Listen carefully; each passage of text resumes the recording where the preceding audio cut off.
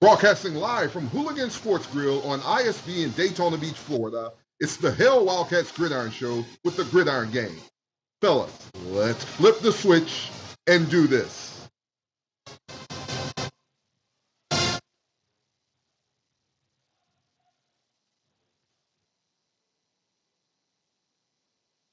Very pleasant good evening, ladies and gentlemen, and welcome to another edition of the Hail Wildcats Gridiron Show.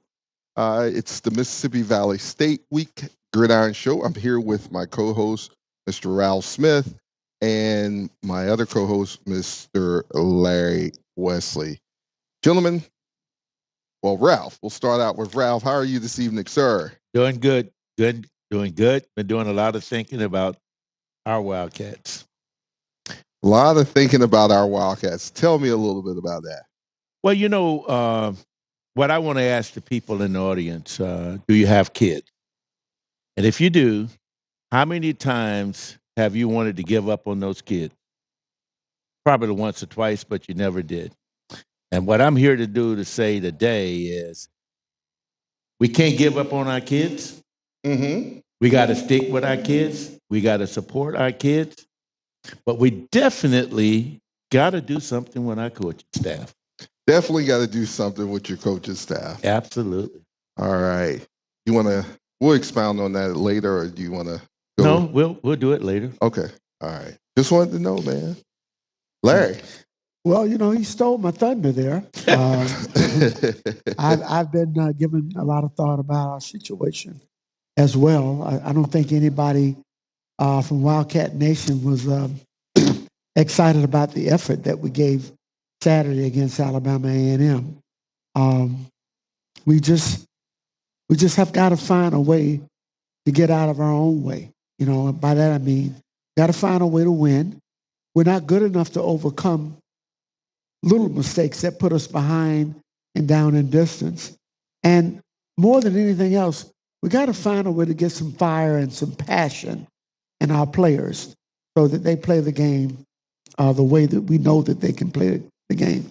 This is the same ball club, Daryl, that played a very good Mercer football team, almost even at halftime. A really good, FCS school.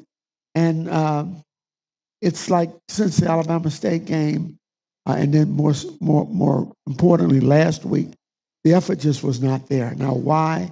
I'm like Ralph. I don't want to give up on the kids. I'll never do that. But we got to get a different voice. We've got to get a voice of reason coming from those coaches to find a way to reach those kids. Because right now it appears that there's a disconnect. How much do you, and not to give any excuse, but how much do you think, as far as the players are concerned, how much do you think their mind was back in Daytona and the things that were going on back this way? Well, I'm certain that played a certain percentage in it. You know, you're impacted by the storm. You're leaving to go play a game. You're wondering about your stuff at the college, etc. Cars, all of that. And so those are things that in some way distract your focus. But again, you know, you would think that if this is the game you love and you've loved all your life, you play that game because of the joy you get in playing the game. And it's almost like playing the game becomes an outlet, right, away from the distraction of a storm, because Definitely. You can't control the storm. It was behind us by that time. So why not go out and give your best effort? But something, and we don't know what it is, but it's got to be figured out before the season is over. I'm more interested this week to see what kind of effort do we give this week, you know, because it's got to be better than we gave last week. Right, definitely so. Definitely so. So that'll take us right into, and we'll come back and expound on that. That'll take us right into our SWAC week recap.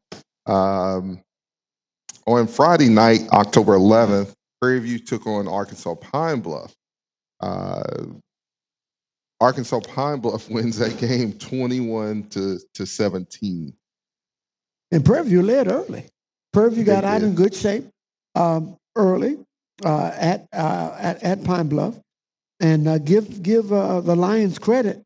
They fought back. They fought back. And Coach Hampton. Yeah. Yeah. And they defended. I mean, they held court at their home site. You know, you want to win, protect the crib, and that's exactly what they did. That is exactly what they did, Larry. Exactly what they did. Then we move on to Saturday. Of course, our Wildcats go into Huntsville, Alabama, to play Alabama A&M. We come up on the very short end of that game, 56-12, and we'll talk about that here shortly. Mississippi Valley goes to Alabama State. Alabama State wins that game 54-17. Alcorn State goes to Grambling. Alcorn 17, Grambling 15. That's a major surprise to me right there. It is. It really is. Grambling got out the chute real good early in the year, but they seem to have fallen back to the pack. But that's a good rivalry game.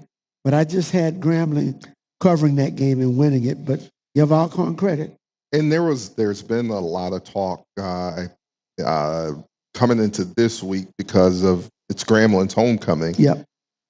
So Coach Joseph isn't really ready to give up on Dooley as of yet with offensive play calling, but he did say he would be more involved with the offensive play calling to kind of help those guys out down the stretch. So Got to do that. Got to do that. That's Dooley's calling card offense. Right. Definitely. Then we have Southern goes to Texas Southern. Southern pulls that game out in overtime, 22-19 over Texas Southern. Slightly surprised by that one as well. I thought the Texas Southern would cover home and take care of the Jaguar Cats, but Southern finds a way to get a big victory. Yeah, they did. They definitely. But if you look at the SWAC conference, though, the only two, I'm not saying they're consistent, but they're more consistent than all the other teams in the SWAC, is Jackson State and A&M. Because every week, you don't know who's going to win in the SWAC. Other than Jackson State and A&M, that's why the Jackson State A&M game should be a very good game, and it's going to decide who's going to win the SWAC. Probably right, Rob. You're probably right. Yeah. I mean, if you look at it, at the beginning of the season, we thought Grambling is the team. And then they lost 2 games in a row. We thought Texas Southern, they might be something to contend with. They lost. Prairie View looked pretty good at the beginning. Now they lost 2 in a row. They just won another one. But I'm just saying the SWAC really, I mean, if Bethune could even get their head swiveled around and head the right way, could make a difference in the SWAC conference. Could. And could it be this weekend? And I know we'll get to that. You can't get the professor laughing like that. You guys make my Thursday, I tell you. You really do. You can't get the professor laughing like that. Why not? I'm going to come back to my boy. That'll take us right into Pro First Sports Management, SWAC week schedule, and rankings. Arkansas Pine Bluff goes to Grambling. That's a 3 p.m. kickoff there in Grambling for their homecoming. Our Wildcats travel to Itta Bena, Mississippi to face the Mississippi Valley State Devils. That is a 3 p.m., 2 p.m.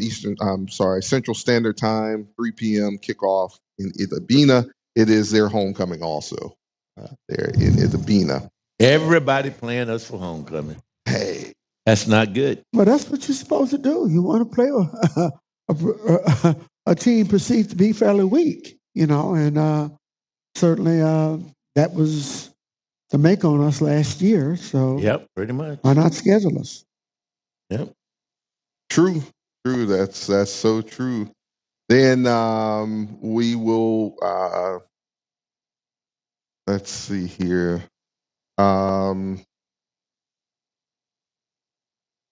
You got FAMU at Jackson State. We were just talking about that contest. FAMU and Jackson State face off in Jackson, Mississippi. 3:30 p.m. kickoff there in Jackson. I know you guys want to expound on that, so go ahead. Well, I don't want people to misunderstand what I was saying earlier. I don't think either one of these teams can beat anybody outside of the SWAC, but they're the two best teams in the SWAC. So it'd be interesting to see them sort that out, who's going to be the top dog in the SWAC, because I think if you get either one of them outside of the conference, they won't be as competitive. It's going to be a rowdy affair. It really is going to be a quite rowdy affair. FAM is not bringing their band, as we knew that. But the other part of it is that Jackson has been waiting to get Florida A&M in Mississippi for 2 years. So now it's upon us. And it has the potential to really be a raucous environment. I'm looking forward to watching that one. Yep. Very much so. Very much so. Then you have Alcorn going to Southern. That's a 7 p.m. kickoff there in Baton Rouge. And that'll round out Pro for Sports Management SWAC Week schedule. As far as the computer rankings, and there is not really a surprise, but, you know, somebody did move up one spot. So FAMU comes in at 23. They were previously 23. Jackson State is at 61. They were previously 67. Alcorn State comes in at 66. They were previously 85. I'm sorry. So Jackson State moved back. They were previously 46. They're 61. Alcorn State comes in at 66, previously 85. Grambling State comes in at 85. They were previously 71. Alabama A&M moves up to 92. They were previously 101. Southern comes in at 95. They were previously 97. Alabama State comes in at 97. They were previously 88. Arkansas Pine Bluff comes in at 107. They were previously 121. Prairie View drops back to 115. They were previously 104. Texas Southern comes in at 117. They were previously 109. And our Wildcats come in at 125, previously 126. And to round it out at 129 is Mississippi Valley State. As far as the SWAC football rankings, Jackson State in the East comes in at 2-0 in the East, 4-2 overall. FAMU comes in at 1-0 in conference, 3-2 overall. Alabama State 2-1, 3-3 overall. Alabama A&M 1-1, 3-3 overall. Bethune-Cookman 0-2 conference, 0-6 overall. Mississippi Valley comes in at 0-2, 0-6 overall. Alcorn State comes in the West, 3-0 in the conference, 4-3 overall. Southern comes in 2-0. They're 3-3 overall. Arkansas Pine Bluff comes in at 1-1. They're 2-4 overall. Texas Southern comes in at 1-2. They are 2-4 overall. And Prairie View comes in at 1-3. They're 2-5 overall. And then Grambling State 0-2. They're 3-3 overall. So. Yeah, look at the power rankings, Daryl, and as I was looking at them, and we've been pretty much near the bottom the entire year. It made me think of an old Jack Cy McLaren story one day where start of the season in the SIC, they were asking the coaching conference, preseason conference, what Bethune-Cookman had. And Cy said, we're going to be the strongest thing in the conference this year. And everybody said, what? He said, we're going to be the strongest thing in the conference. So the writers started leaning closer to try to get some other information. And they said, Cy, you're really serious? He said, yeah, we got this coming back and that coming back, and we're going to be awfully strong. He said, now you got to understand what I'm saying. You got to be strong when you're at the bottom because you're holding everybody up. so I saw these rankings that it took me back to that. Coach signed his saying. That was it. I tell you. Precious. So, guys, we always talk about at this time on the show. We always talk about NIL and things of that nature. And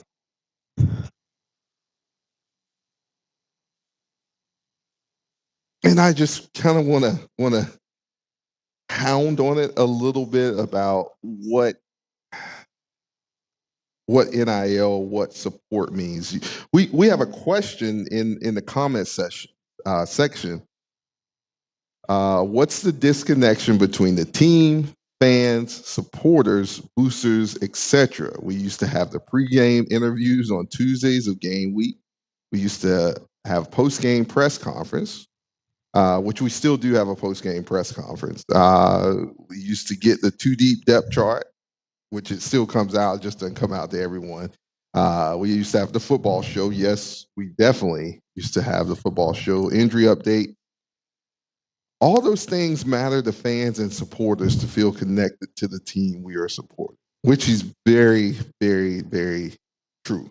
And all of those things center around one concept: a cohesive infrastructure. In athletics. And we don't have that. True program, setting up a program from top to bottom. Top to bottom. Yeah. It's a consistent format for winning programs. You know, someone asked me at the game, like, where are the programs? Well, I mean, and they were right. I'm like, yeah. You know? No, hold on. Now, Larry was talking about infrastructure. We got an athletic department that's completely disengaged in what's going on in football now. All the emphasis right now, folks, is on basketball. Nobody is concerned about what the hell is going on in football. That's why you don't get a program. That's why you don't have the shows that you used to have. You don't have anything because nobody's concentrating on football. So Ralph, I saw a couple of videos. So I saw a video of the football team, right? And while we were on the road last week, we all know they practiced at Georgia Tech's practice facility, right? How come I saw a picture of the basketball team in Georgia Tech's facility with the backdrop of GT, Georgia Tech, up on the wall? I'm like, boy. Because some genius thought that it would be a great idea to take the women's and men's basketball team up to the it was just men's. So the women didn't go. No. Okay, so again, it's all about men's basketball. Do you know whether or not they were at the game? They were not. They were not. So I didn't see them. So we paid all this money for them to travel. They had a luxury trip. Mind you, left football staffers at home. Because we had to pay for the basketball team. Dale, you mentioned football programs. All of my life, being attached to Wesley Brothers Printing Shop, from the time I could walk and talk, all I saw were football programs. That's how I became so caught up in Wildcat athletics. And now to go to a game and not have a football program. We had the best Game Day Proud magazine. Oh my gosh, that was out there. It was. Yes. My, how the mighty have fallen. We haven't fallen, we've just been ignored. Yeah. Completely ignored. But anyway. That's what you get when you have incompetence running a program. Well, I wanted to, you know, and I know we'll kind of get to this in a little bit, but Ralph and Larry, you know, also with so there was a question asked the other day about the Hail Maroon and Gold, which is the NIL collective that the school started, right? Right. And so if you have a program of that nature or a collective of that nature, who should know about it? The one person who really should know about it is the recruitment coordinator. The recruitment coordinator. Definitely. In this day and age. And so when you ask people and they tell you that, what are you talking about? We've said on numerous shows that, hey, you know, it's all about NIL. That's your recruiting. I mean, for lack of a better word, that's your recruiting tool. That's your lifeblood right now. That's what it is. That's one of the major functions of successful programs today. That's where college sports is headed. Not at Bethune-Cookman. No. They just do it in name only, just to say we have something in place, but actually it's not active. It's almost like the championship club. Well, there's only 2 or 3 people know anything about it. that one's not active. But I do know one that's $30,000 something active. So I'm sure you're going to tell us. Nah, I'll just leave it alone. I'll just. But we digress for now, but we will come back to that. So, guys, we go to Huntsville this past weekend, and the title is Wildcats Stumble in Huntsville. Good boy. Boy, did people eat that up real quick. Stumble. I think we laid down. Stumble. So, Wildcats stumble. Of course, we dropped the 0-6 on the season. We lose that contest 56-12 on this past Saturday up in Huntsville. Homecoming for the Alabama A&M Bulldogs. As we said earlier, we spend a week on the road. You know, the team leaves on Tuesday morning heading to Atlanta. We stay in Atlanta the majority of the week and then bus over to Alabama, over to Huntsville. We come out against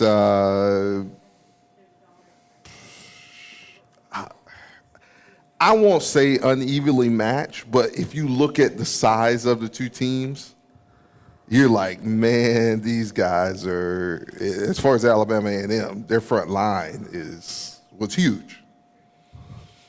But they were huge last year also. They weren't small last year. Of course. I mean, that was the same team that Jackson State jumped out a week earlier, 35-0. Same team. Yeah. Same exact team. We went in that game unprepared and not ready to face the opponent that was in front of us. And I'm not blaming the players. I'm blaming the leaders. How much, as I asked Larry, and I'm just asking, how much hurricane? 10%. Because there's nothing any of us can do about the hurricane. It's coming. And most of those kids on that team are from Florida, and if they've never seen a hurricane, then they've had their heads in the ground. Again, I'm not talking about the kids, though. I'm talking about the people that was in charge of getting them prepared to compete. Those are the people that concern me, not the kids. And so with that competition, Ralph,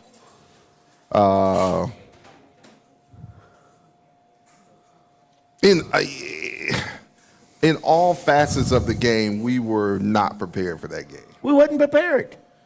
Well, and neither were we enthused. Well, the optics from television, looking at our sideline, from coaches to players, it really looked like everybody was disengaged. There was just no life on the sideline. That's just being honest. I kept waiting for us to kind of get back into the game. We came back and scored and cut it to 7 when Cam scored, but we never really had any fire. They take the opening kickoff and drive it right down the field and score. Our offense starts out slow. We managed 12 plays on 2 drives. And we shot ourselves in the foot numerous times, by backing ourselves up. This team is not good enough to get off schedule. Right. Then we hit Javon Ross and Velez down the stretch to get it downfield, and as you said, Cam runs it in, runs the quarterback 15 yards out. Right.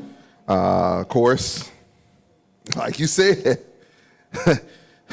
changing bullets out of the gun. You know, you score.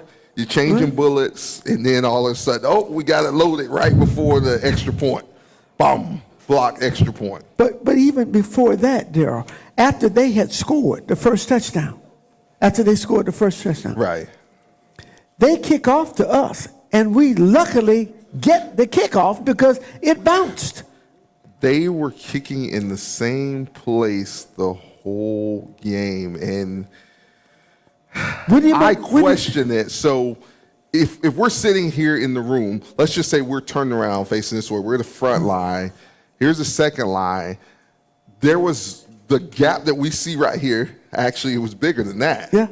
Between the second line and the third line, and that's where he was putting the ball every time.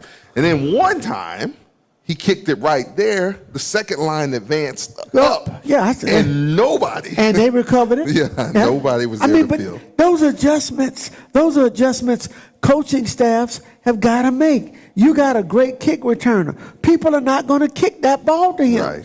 So you got to be ready for pooch kicks and sky kicks, and you got to get, just like on an onside kick, you got to get your hands people in the game who can catch the football.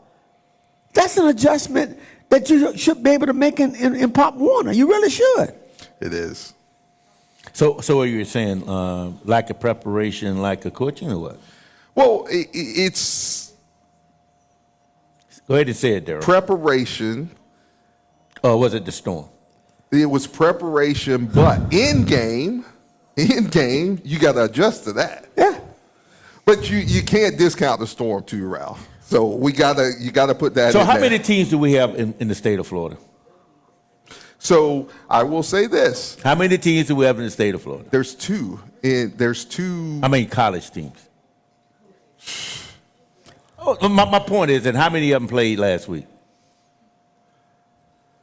So what we're saying, if they didn't win, it was because of the storm in Florida, regardless of where they were playing in. No, I'm not saying that, Ralph. Well, I mean, come on. What we're saying is there are people who are better equipped, and I'm not putting it all on the storm. There's people who are better equipped to handle things like that. There was only one player who traveled with that football team who's ever had to go on the road at the click of a finger and say, hey, you guys are heading out Tuesday and we think you're going to be gone for 2 weeks. In fact, the team just got back today into Daytona. So that means we're going to lose the Mississippi Valley? It's all dependent on the preparation.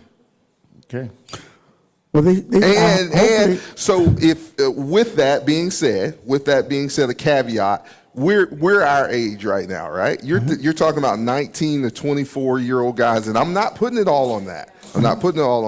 But when you're seeing pictures, because there were some pictures that got out about campus, right?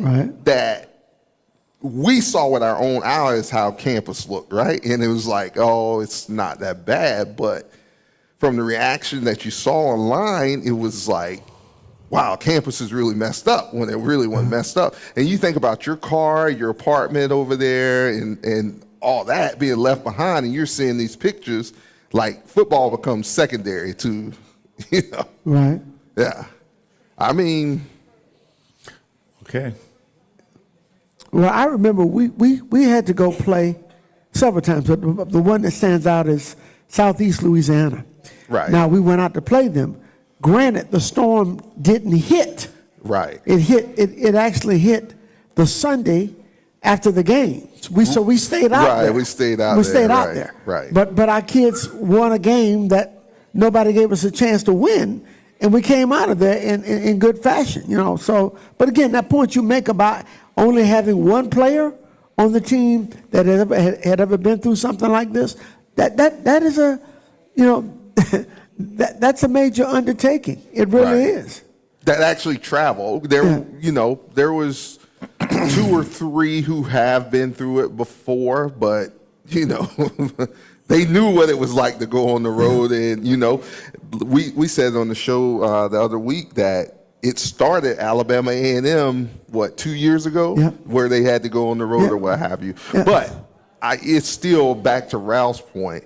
You got to somewhat prepare for that, but making that adjustment with where they're kicking the ball, that's immediate. See, that's my point, though. Did that have anything to do with the storm? Nick Rawls, does that have anything to do with the storm? We're not saying that, but that's what we're saying. It still had a little bit to do with the score being so lopsided. But you have to make those adjustments on the fly. You got to make those adjustments to say, okay, he's going to put it there, so come up. Because, I mean, how many times does he have to kick it in that place for you to? Well, listen, they kicked off a lot because they scored, okay? That's what I'm saying. They listen, Ralph, they had some opportunities to make the adjustments, okay? That's my point, though. We can sit here and talk about the Storm all day. But, Ralph, we're not putting it all on the Storm. We're saying that's an in-game adjustment that we're failing on. So we're agreeing with what you're saying.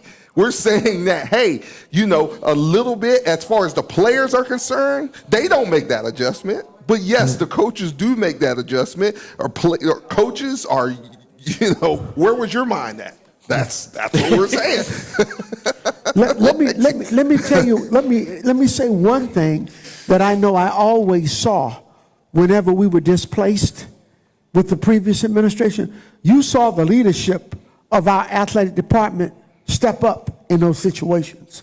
Right. And I don't know what goes on with the athletic administration now because I'm not traveling with them, but I know that staff, that Lynn Thompson and Reggie Thomason, they were very much involved with the football team and making certain that things were as normal as they could possibly be. But those people had a vested interest in the university. Exactly. Yeah, of course they did. Of course. But that's leadership. That's what happens when you got good quality leadership. I mean, they had something in the pot. And they were there to reassure the kids that, hey, we're backing you 100%, but we don't have that. No. Ralph, tell Ralph, don't be calling my full name and looking at the camera like that. You know who it was. Boy, they starting. So, guys. Okay, I apologize. He'll look away next time. Only thing I'm saying, guys, we're 0-6. Okay? Yeah. So why are we 0-6? It didn't have anything to do with that doggone Storm last week. There's a lot of factors, Ralph. Okay. Can we honestly say that it was for lack of trying? No. I'm saying from lack of trying before we even got on the field. I'm not talking about this week. I'm talking about before the season started. Oh, okay. Yeah. Okay. All right. That's what I'm saying. Let's just talk about that real quick. We're going to get back to grading, but we went out to recruit the offensive linemen who have the same size as the Jackson states, the Alabama A&Ms, things of that nature. But what does it take? We heard some I'd say astronomical numbers even for Division I guys on what guys wanted per month to bring them in. And then if you were to get those guys here, you got to feed them. Yeah. So my question towards that, and I'm talking about the program down to the actual football team. So Larry, you didn't play football, and that's not knocking you at all. No, okay. that's the truth, and it's good I didn't. Okay, I agree with you. So you didn't play football, Larry, but you ate in the calf. I know you're from Daytona, but you ate in the calf, right? How was eating in the calf as a normal student? Well, the food was respectable, you know, but again, it's college food. and we didn't have a whole lot of big people. You know, we had a few decent sized people, but nothing to the magnitude of what we have today. But I mean, no one ever really complained. I mean, we knew that the football players got enough food if they wanted more. You know, it helped that the coach's son was the president's son of the president. So that was good. But I think if you move into today, where so much today is about nutrition. Yes. There wasn't that big back in the day. Right. But it's big right now. It's huge, you know, today. So the training table and being able to gain and maintain weight, that's really big. That's really, really big. And do you feel that our guys are getting that? No, I don't at all. I'm not going to deceive myself about that. I know we're not getting that. I'm certain the meals are coming out of there, but how dietetically they are sound in terms of the kind of protein that you need. You're eating the food that a regular student would eat. Right. Yeah. And so you don't get that. And that's very, very important when you're competing in football. At a 1AA level, you're one step away from, and you're playing guys who can compete for a national championship, wire-to-wire, 12-team playoff. You're playing against, some of those teams, and, so. So what you guys think is going to take to address this issue, though? What are we going to do? What's the plan?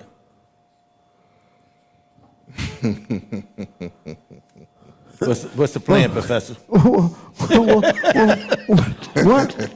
One simple plan is we need to feed these kids.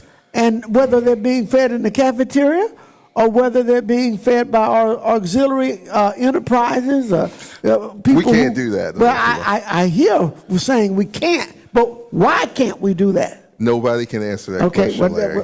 But the kids are hungry. Okay, but we can't feed them. You go make that make sense for me. You asked me about food when I was in school. Guess what? When I went in the cafeteria, if it didn't look right, I went home. Okay, I had an option. And not everybody else had that option. What do you think, Ralph? It's gotta. What hurts me to my heart is lining up in front of teams every week who are just bigger than you. They might not be as talented, but we all know earth movers help out a lot in Division I AA football, any kind of football. So I don't know if my opinion, excuse me,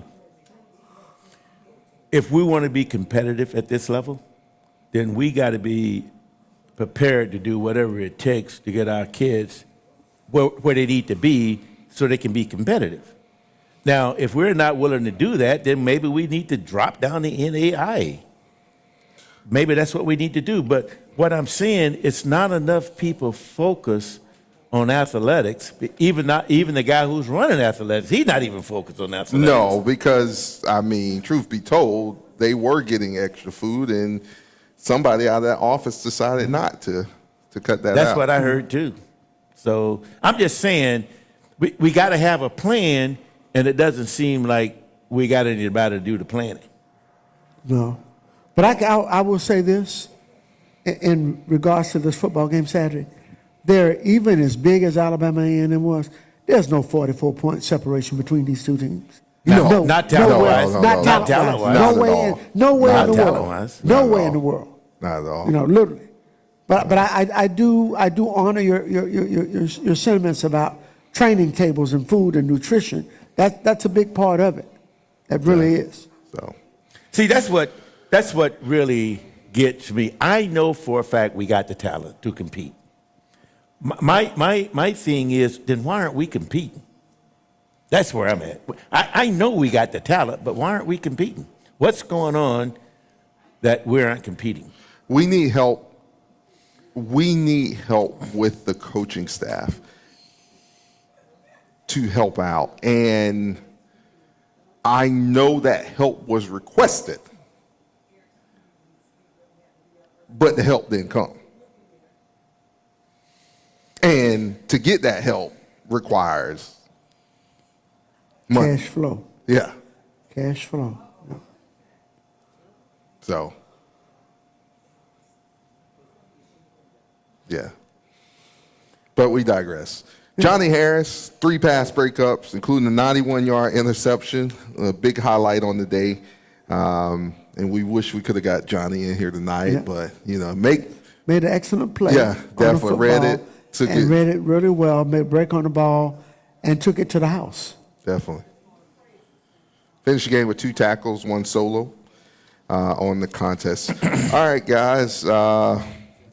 Man, tough day for the defense, man, in Saturday's out. And were they there? I mean, 701 yards.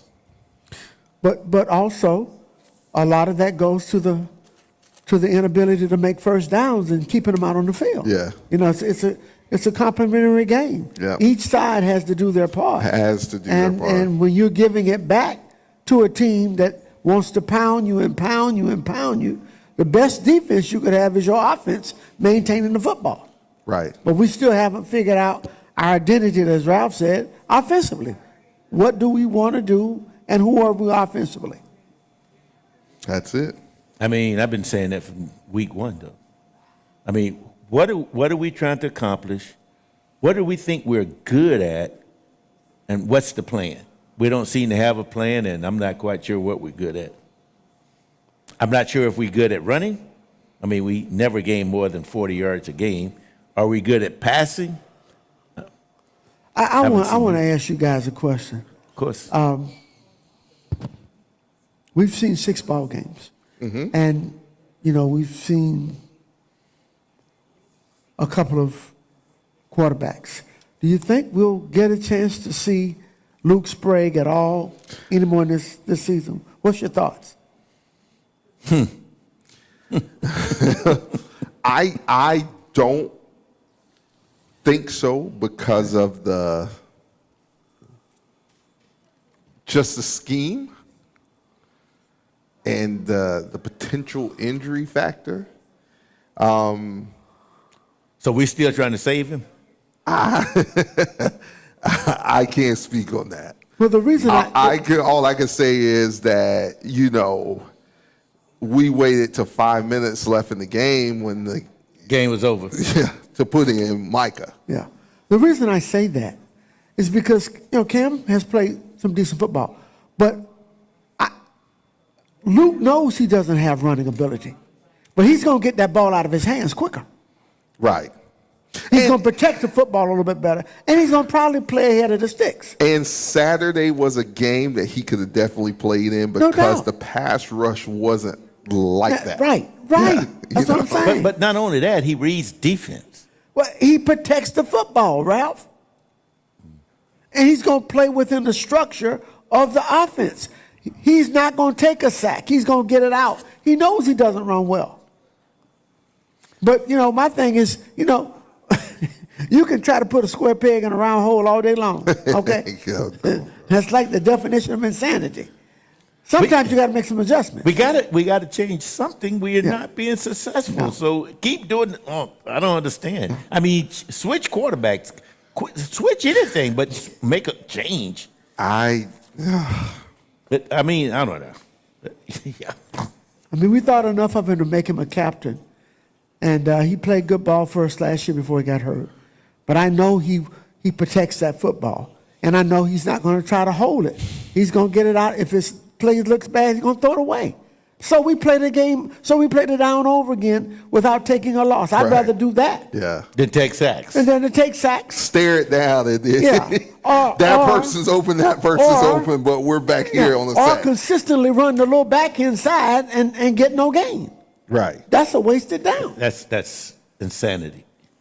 But again, if we don't make some changes, we're going to get the same results we got the first 6 weeks. Well, that's the frustration level I think a lot of Wildcat fans are having. Of course. Because they're not seeing any adjustments being made. But that's, you know, that's up to the coaching staff. That's what they're paid for, to come up with those solutions. But I just thought I'd ask. Well, I mean, that's what I said at the beginning. I'm not giving up on the kids. Oh no. But I have given up on the coaches. I've completely given up on the coaches. But I would never give up on somebody else's kid. I won't even give up on my kids either. So I don't know. Yeah, good point. So let's go to grade real quick. All right. Quarterback play, Alabama A&M, Ralph. F. Headsets included. FF. Oh, Lord. Somebody's not going to pass this class. Larry. I'm really and truly, for what I saw, I'm going to go with Ralph. I'm going to give an F as well. It wasn't there. It just really wasn't there. Cam did some decent things. I'm concerned for Cam because Cam is starting to look like a fullback. He wants to run over somebody. Bro, he's looking for contact. He's looking for contact. Yeah, I mean, that's not even in a quarterback's nature. So I'm with Ralph on that. Headsets and all. So can you give a Q for questionable? A Q for a grade questionable. Fans, you can grade right along with us. Let's go running backs, headsets, and players and headset. D. I was confused because Dennis Palmer got us off to a good start. He ran the football really well for us, and then we just somehow we just went away from that. I wonder why. So let me ask you: every night, every Thursday night that we come to the show, what do we have? What's put in front of you? Stats. Script, right? Yeah, yeah, the script, stats with it, yeah. Does that help you? I mean, a lot of it you know off the top of your head, right? But a lot of this... We've already done our homework, though. That's just an aid. You giving us aids. No, but that's what I'm saying. It still helps, though. Yeah, right? of course You it install does. your game plan during the week, so bring your aid to help you out, not in the back of your britches. Larry and I've had 5 conversations this week. I already know. You didn't want to be in that conversation in the van coming back from Alabama. But I digress. All right, so running backs. Larry. The little that I saw of the running backs, I would give them a C minus. The little that I saw, I didn't see much. Yeah. All right, here we go. Wide receivers. I'm going to go D. I would agree with Ralph. I didn't see anything that made me excited. I think the one play I really got excited on was Javon's slip bubble screen, but then he gets hurt on the play.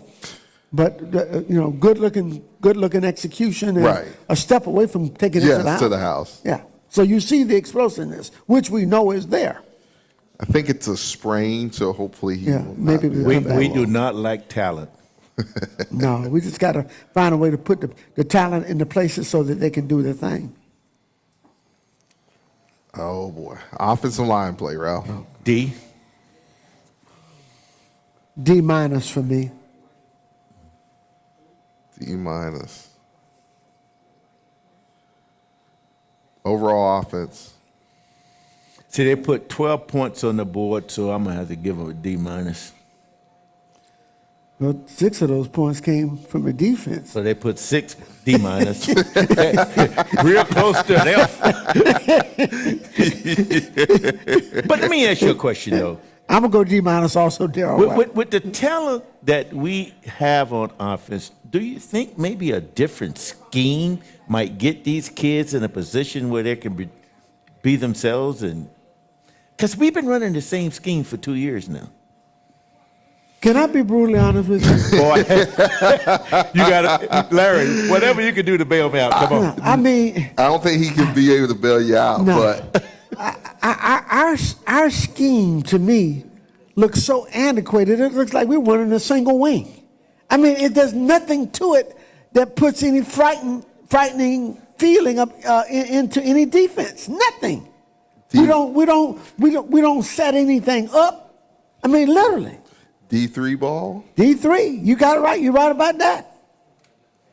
You know what, Ralph? You can appreciate. You and Daryl can appreciate it. The other night I was in the bed asleep, and all of a sudden I had the TV on, and I've been watching the game, so I drifted off. The TV cut off, and I found myself talking to myself like I was at a game. And you know what? Listen, do you know what game I was attending? The game that the three of us set out and watched probably the greatest offensive execution we've seen by any team in that stadium when Mainland beat DeLand and threw that football with DeCreasy throwing the football. Boy, that was a great game. And the way the offensive coordinator called that game, Snap Wood. He called it a great game. Beautiful game. He called it a great game. Literally. Called it a great game. I've not seen anything like that. Oh, we don't do anything like that. Oh, no, nothing like that. Nah, we don't do anything like that. Okay, Mr. Williams. All right, let's go defensive line. F.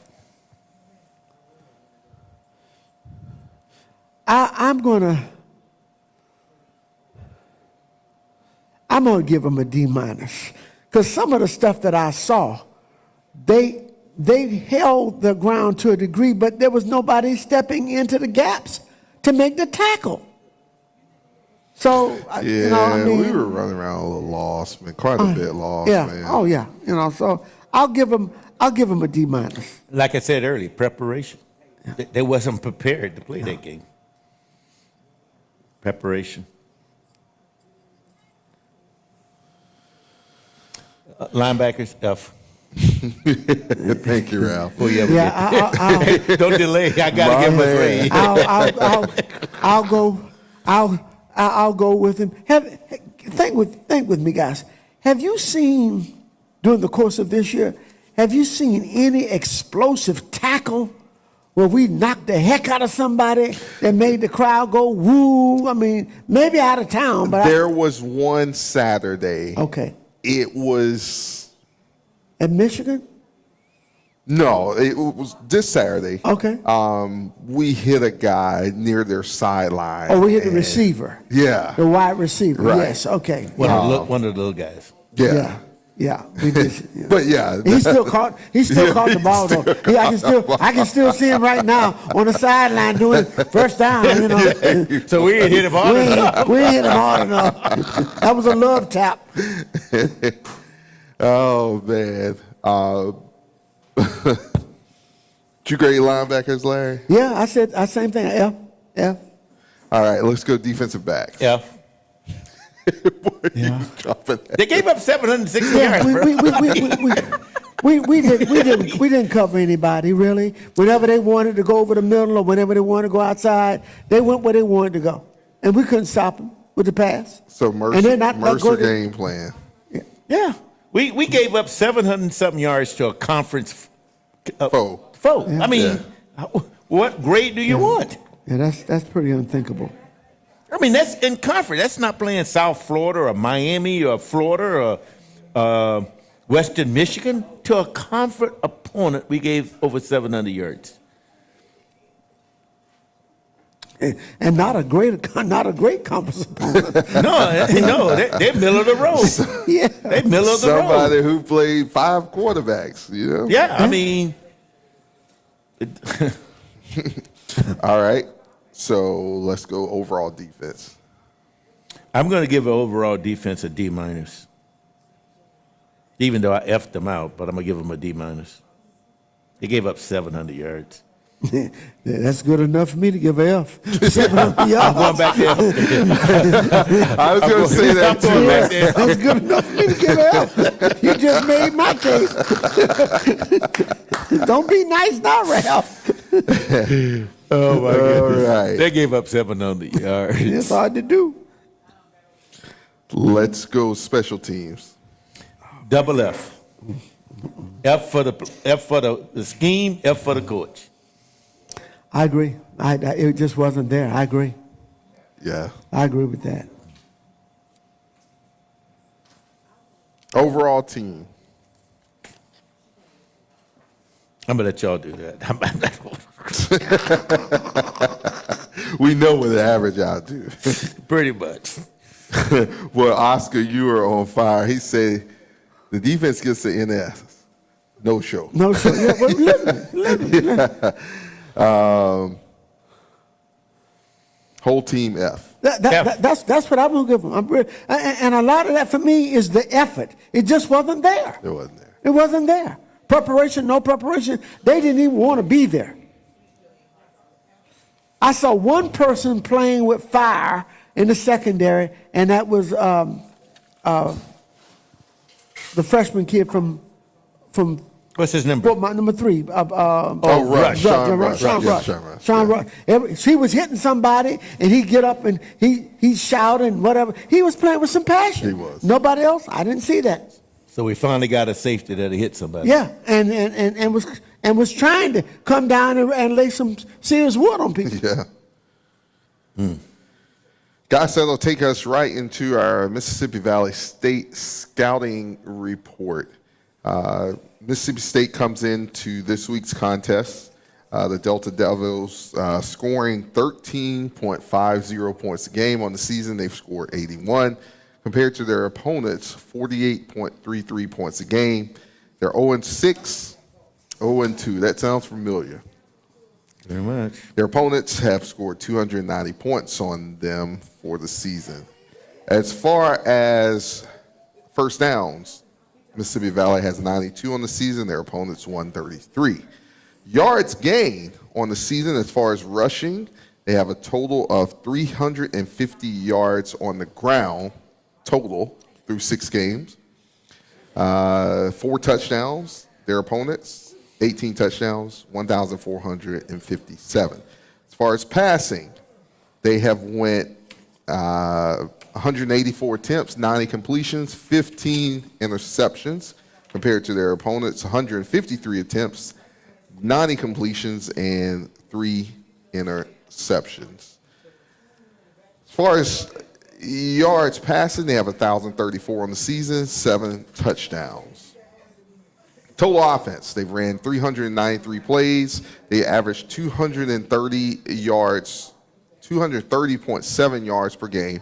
On the season, they come in 1,384 yards on the season, compared to their opponents' 2,935 yards.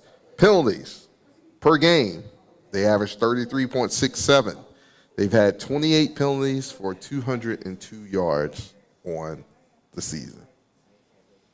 Anything stand out to you guys? Yeah, they're a little bit worse than we are. They don't do anything well either. No. They don't pass well. They don't run well. They don't defend well. They don't get a lot of penalties either. That's what I'm looking at. That's what I'm looking at. Yeah. A game like this, that could be a telling category. Oh, big time. Sure, definite. Big time telling category. So, yeesh. Whew. Boy. Guys, let's go to the Alpha One staff and game plan. Okay. How does Bethune-Cookman, somebody's going to come out of this game 1-6, right? No doubt. How does that one come back to Daytona? Ralph, I'll let you start it off. Preparations. Our kids are being prepared to play the opponent they're going to play. And concentration, understanding what the job is, and getting the job done. And we need to make some changes offensively, and we need to make them at the beginning of the game and not at the end of the game. We need to bring the victory back to Daytona. We don't need to be 0-7 going into homecoming.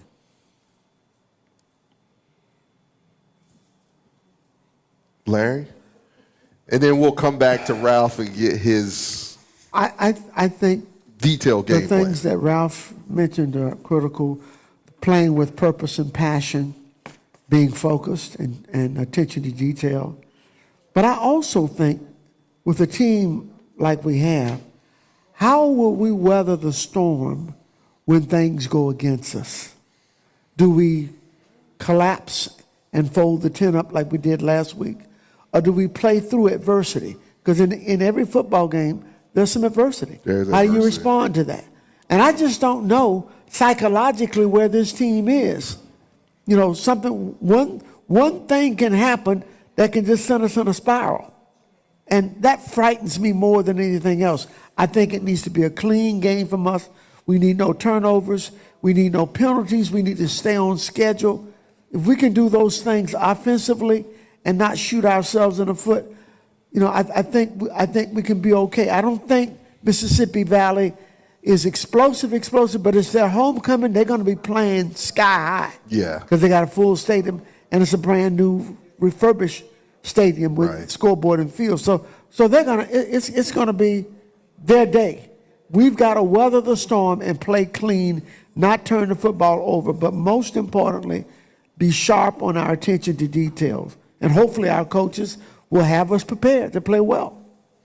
But if you remember, the last time we went to Mississippi Valley, it's always a battle. In the same circumstances, Yeah. Mississippi Valley came in with the mindset that they were going to bully Bethune-Cookman. Now, we won that game, but it was a big fight after that game because they wanted to bully us. Because they needed somebody to bully, and they figured we was the easiest person. So all I'm saying to the coaching staff and the team, mentally, we got to be prepared when we get there that we want to put them out of their misery and don't give them any idea that they can bully us or beat us. We got to do it early. Yeah. Take me there on offense, Ralph. Give me that game plan. Of course, we have to go with the hot hand, and if somebody doesn't have the hot hand, you got to get somebody else in there as the signal caller early. Well, I certainly hope so, because it seems that whatever we start with, we have difficulties switching out when it's not working. So I hope that we go in there with a different mindset.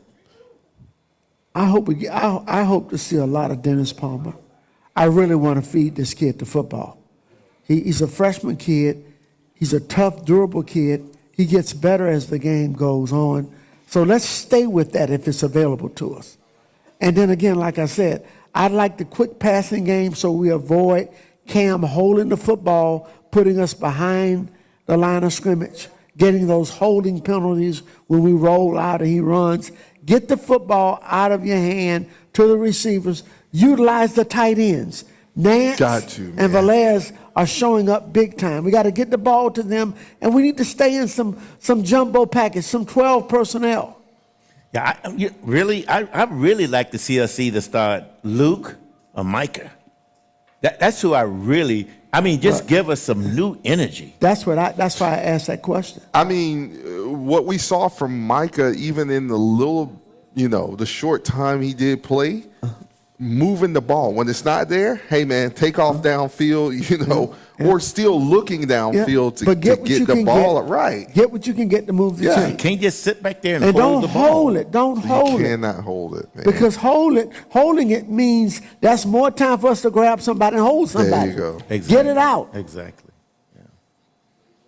Yeah. Oh, man. And then last but not least, tackle. Go up there, tackle, and remember you're representing the maroon and gold. And we've never been pushed around. We don't get pushed around. You got to go up there with that mindset. Got to go up there with that mindset. That okay, we have enough of this. We're tired of it, and we're gonna do something about it. That's the attitude that I like to see.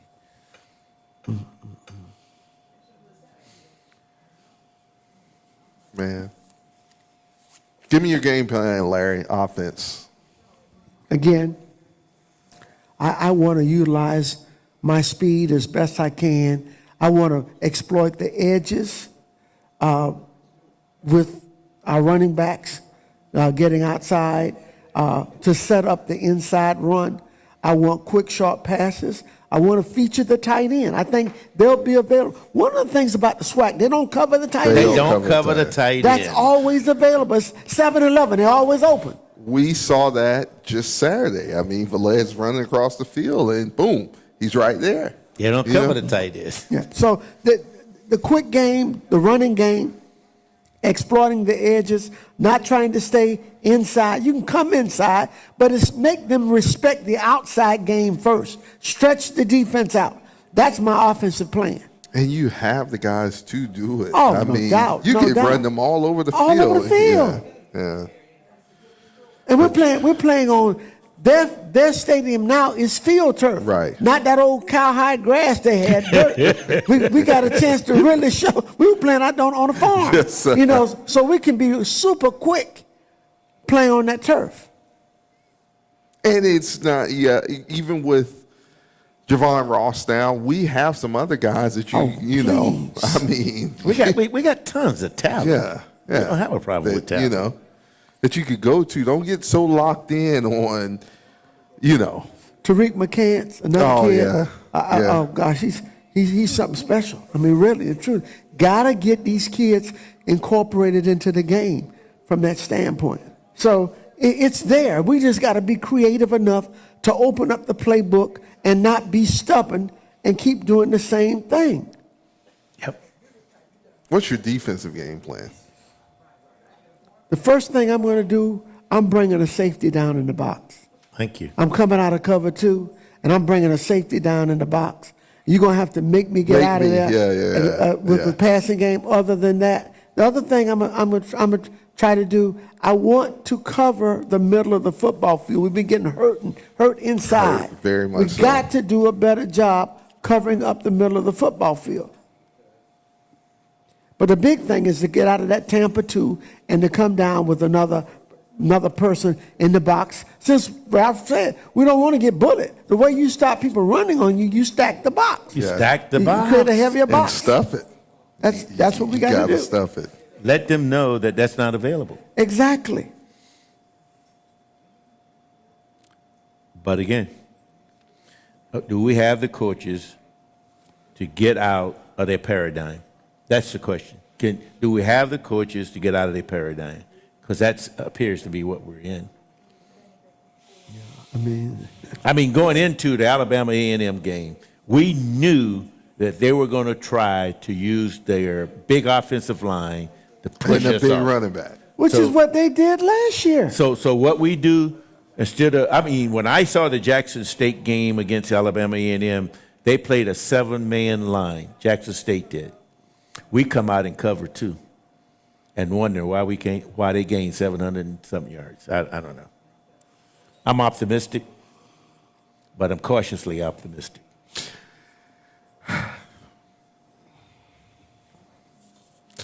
Oh, and by the way, for the special team coordinator, they're gonna pooch kick you, so you might as well practice that and get ready for it. That's what they're gonna do. They're not gonna give these a chance Heck to no. run anything back. You know what? The other thing you can look for from Mississippi Valley, because Alabama A&M exploited it, they're gonna run that wheel route on us. Yeah. Just like Mercer did, just like Alabama A&M scored on. That's gonna be there. They're gonna run that. That's a copycat thing. I hope they don't do that. But we got to defend it. We know it's coming. It's going to happen, right? It's going to happen. Good coaches, they look at what you don't do well, what you don't cover. They come back to that. Scheme it. That's it. They scheme it up. You don't have to reinvent the wheel. If somebody made some positive yardage on that with you, they're going to see how well have you done your homework. That's understanding your tendencies. It was not anything razzle-dazzle that Alabama A&M did. Nothing. They came straight at us. You can almost, you could call it like, And the wheel route, the guy was so far open, he wasn't anybody in the screen on the TV. It's like he was going to the store to pick up some candy. Or six-pack. Maybe that. The biggest thing is you have to be able to, okay, you come in the game with one game plan, right? And if that's not cutting it, you have to be ready to make that adjustment. Not saying get away from the game plan, but you got to have something that aids and abets that game plan. And that's something we do not do well. I've never seen a football team at Bethune-Cookman the last 2 years. The first time I've seen teams that don't make adjustments. And that saddens me, particularly offensively. That saddens me. That doesn't make any sense to me. Is it stubbornness? I think that's what it is. Now, on whose part? Is it coming from Jabino? Is it coming from Raymond? I don't know. But it's definitely stubbornness. From what I see in the game, it's And not taking up for anybody. It's not on the head coach. Okay. All right. Yeah, but I mean, it is on him, but it's okay. The decision that the first decision that's being made is not on him, and it's like, let's go down with the ship with this until the ship it's Oh my God. battered and bruised and like you're on a board. Listen, when we put the ship in the water, when we take it off the trailer, it's going down. Okay. The drain plug ain't in there. The plug is not in there. Okay, we know. Literally, it don't take long. Daryl, you hear what he said? He said, "Listen, I knew it was coming." Yeah. So it's just, you know, it's unreal. So this is what I get. For how many ever years that particular offense amassed $4,000 per year. I mean, 4,000 yards per year, right? At a division that's, 2 levels below ours. All right? So then you bring it up to our level of football, right? Like we said earlier, you're one step away from, removing an A, and now you're 1A to where, you got to have athletes that size, you got to have the speed that every team that you're facing has. And if you don't, you got to call a heck of an offensive game because you have defensive linemen who are running 4.3s, 4.4s, right? Yeah, but that same person that you're speaking of, when he was interviewed at the end of the season last year. I said all I said to get him to say this. Go ahead, Ralph. And they asked him, do you see any difference between where you came from and where you are? And he said, everything is the same but the defensive ends. That's what he said. He said the defensive ends are quicker. I'm gonna just cut through the chase, guys. I know what Daryl is saying, but I believe that offense that he's running, he might have got 4,000 yards, but nobody playing against him by just running through practice. But I don't believe even at Division III he could get 4,000 yards. I don't believe that. Because we're only running 5 plays, That's guys. what I'm saying. We're only running 5 plays. We ran those same 5 plays last year. We only running five plays. And we almost run them in the exact same sequence. I'm just saying. I keep waking up thinking I'm going to come out of this dream. Maybe it'll be this weekend. Yeah, we just don't want you to wake up talking to yourself. I know, yeah, you're right. I don't know how we stop that, Ralph. Yeah, you're right. You're right. Because this is really getting to me. It really is. But let me ask you guys this. Did you expect any better coming into this year? Oh, please. I did until I went to spring game. What did you? So there was a request that was put in for some help, right? Yeah. And that wasn't fulfilled. So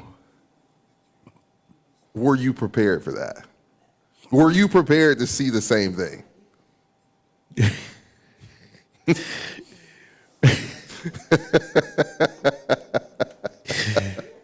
I don't want to say I told you something.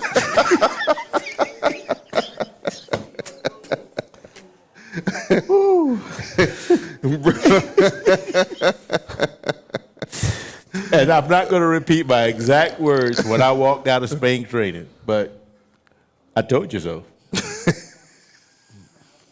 But what I'm saying, And you know what? Everybody that watched spring game with me had the same thoughts. Yeah, Lord, Ralph sat there and talked to himself the whole spring game. And it wasn't pretty. My concern with that question, Daryl, is maybe it's just me. Like you said, I've never played a down of football in my life, but I've watched it. And Yeah, I mean, you know enough more than But how do you have a position that has the ball 90% of the time, and you don't have a coach for that person? Yeah, that's true. How do you have a quarterback? You don't have a quarterback coach. Doesn't make any sense to me. I mean, you got offensive coordinator, but that quarterback needs to be talking to his coach every time he comes off the field about mechanics, what they're seeing, et cetera, et cetera. Not with the OC, because he's trying to call the game. I don't understand it. Because theoretically, every position on that team has a coach, but the quarterback. Yes, indeed. Every position has a coach but the quarterback.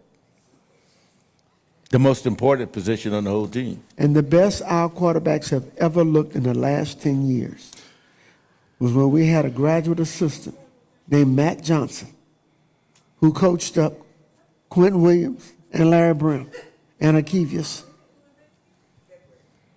Williams. Those were the best 3 quarterbacks that we've had in years. And Matt Johnson, fingerprints, working with those kids on mechanics, details. That's why we were so good. And Matt, I will say probably the second best was his actual position coach, which is Danny Bear. Which was Danny Bear? Yeah. Oh, yeah. No doubt about it. Yeah. So I don't know. I mean, but I'm just a retired football radio announcer. I don't know anything at all. So what happens when the head coach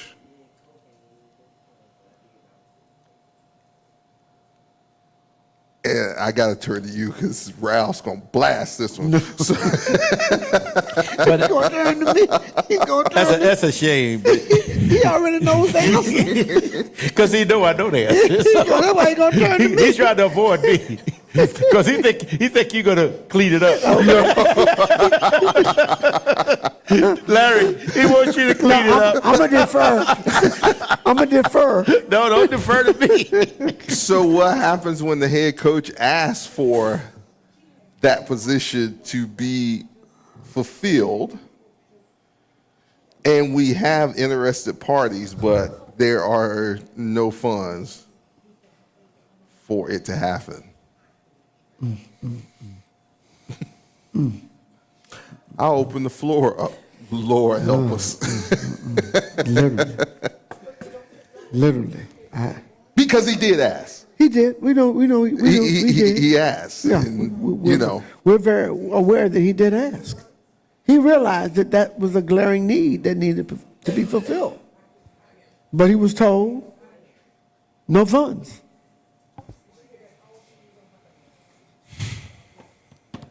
Now, the only time I've seen that work though, when Simmons first went to A&M, he was the offensive coordinator and a quarterback coach, and the guy up at North Carolina Central was offensive coordinator and the quarterback coach, who later went to Rice, and now Simmons going to Duke. Right. So I've seen that work, but those guys were much more experienced than our coach, than our offensive coordinator. They had a lot more experience. Yeah. And you also had somebody to kind of back you up he did at FAMU, like you said. He had another quarterback, a guy who filled in capably for him.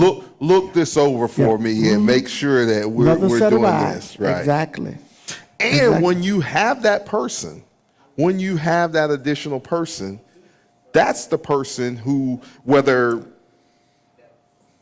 that's the person you have up in the box or you have the actual coordinator up in the box. Well, my concern with hiring of the current offensive coordinator is what you stipulated earlier. He's coming from a lower division program, and he's implementing this offense. He's not going to have time to really spend with the mechanics of the quarterback. You can't do it. Not the way we practice. Not the way we practice. Not the way we practice. He's not going to have that time. And so that was my great concern going in.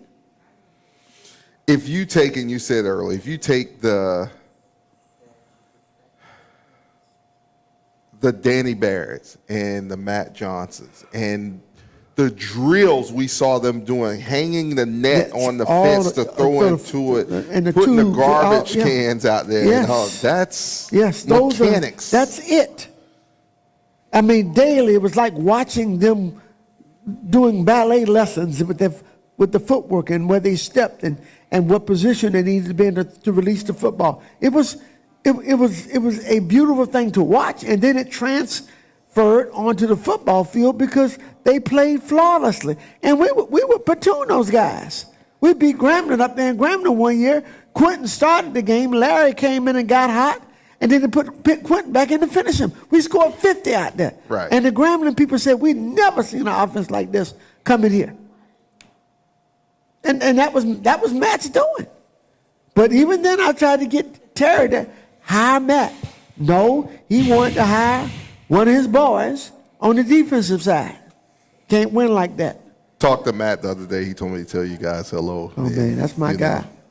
That's my guy. Is he back in country? Yes, but has opportunity to go back, but out of country. But stay here. Yeah. So. Man, listen, I don't know what it's going to take, but I sure wish you could get him here. I think we should open the lines if I want to hear what everybody is talking about. Yeah, I agree. I know we're getting ahead of it, yeah. No, you're not too far ahead. We still got a commercial, and then we'll come back to it, Ralph. Yeah, I want to hear what these folks have got to say. Do we really? Yeah. Yeah. Y'all working the switchboard. I ain't working the switchboard. No, Joe. Hey, I'm working the beat button. We're not qualified. Yeah, you're very qualified. No, Ralph. no, we aren't. Yeah. Come on. No. You're gonna be the OC of the switchboard. I know what Ralph said. Everybody gonna get cut off. Ralph gonna cut everybody off. Wow, Ralph. So, hey, one thing. Just hope everyone's recovering from Hurricane Milton and doing the best. I know we're having a lot of fun here on the show, but I know a lot of people were affected here in the Daytona area alone. Larry, I know you didn't have power for a while, same with Ralph, so hopefully you guys are recovering well from that as well as everyone else. Thankful to the few people who counted that robbery to head up to Alabama A&M on this past Friday. We rode all night, but we made it. And you had a very interesting crew with you. Oh, boy. Shout out to my boy Money Mike Cohen, man. Money Mike got inducted into the Ghetto Hall of Fame back in the back of the bus.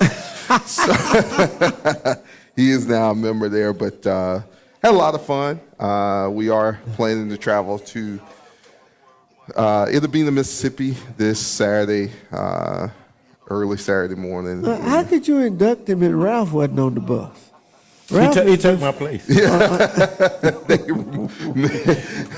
Ruthie gave the pass. Miss Emma seconded. Larry, he can take my place again going to Mississippi. Mike say he's not even that crazy, bro. Oh, man. It's great questions that everyone's asking. You know, we see why does AD not want the football to succeed? So before we go to break, we'll answer that question. Let the professor do it. No, I mean, we're gonna put that on me now, you know. Well, let's take it out of his mouth. He said his intent was to make Bethune-Cookman a basketball school. That's what he said. That's what he said. And I guess he's setting the forces in place to make that happen. If you are the AD, which don't get me wrong, because the team we're facing this Saturday has a similar situation that.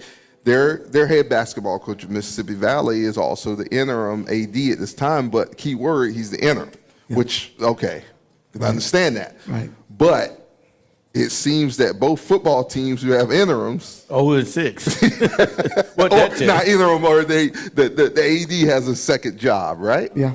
So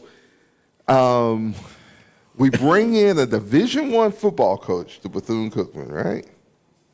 Who has been at Division I programs. Power 5. Right. Yeah. Then you bring him to a school that not only the AD has never been an AD. Mm-hmm. Number two, the second in command was an AD at a Division II school that didn't fare well. and got relieved from there. Exactly. So We in trouble. who's running the athletic department? Well, that's the magical question. And this even goes back to Sim's tenure. Well, You know, it doesn't, you know, did we expect better? Well, I think the athletic department is a reflection on the entire school, though. What's going on with our board of trustees and us not having a president for the last 4 years? Nobody is running anything. We don't have a leader. Don't. So he fits right in.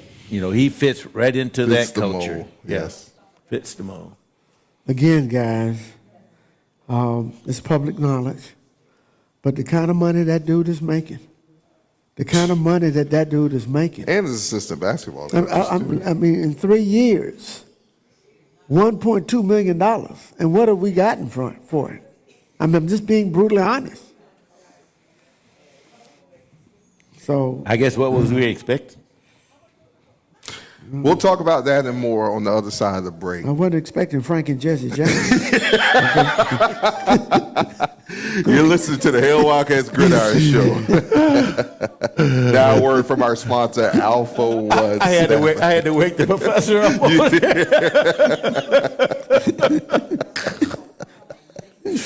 As we begin to reconsider how and where we want to work, Alpha One Staffing is here to help companies bridge the talent gap. I really struggled to find a second career on my own after my retirement. It's been hard for us to find the right candidates. Not Candidates who freaking will just- push our team But and yeah, business well, to again. the next level. Then I heard about Alpha One Staffing. Then I heard about Alpha One Staffing. Then I heard about Alpha One Staffing.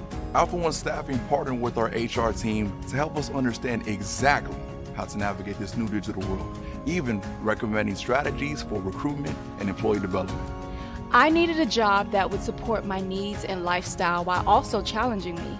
Alpha One Staffing was completely transparent and knowledgeable about the process and provided me with the tools to feel more confident and prepared. I couldn't wait to start my new career. We partner with our clients and assess their needs. We are the matchmakers, and our goal is to provide each client with the candidates that make a difference within their organization. Alpha One Staffing understood that we needed a candidate with digital marketing experience in our industry, someone with an innovative mindset who could help expand our social media presence. Now, we couldn't be happier with our presence online and the impact that we are making globally. Alpha One Staffing presented us with incredible, highly qualified, and dedicated candidates. We will definitely be using Alpha One Staffing for our next hire. I was hired permanently after 6 months. This wouldn't have happened without Alpha One Staffing helping me get my foot in the door. If you're looking for work, I highly recommend Alpha One Staffing. If you're a job seeker or an employer, go to alphaonestaffing.com and send us your resume or tell us about your hiring needs today.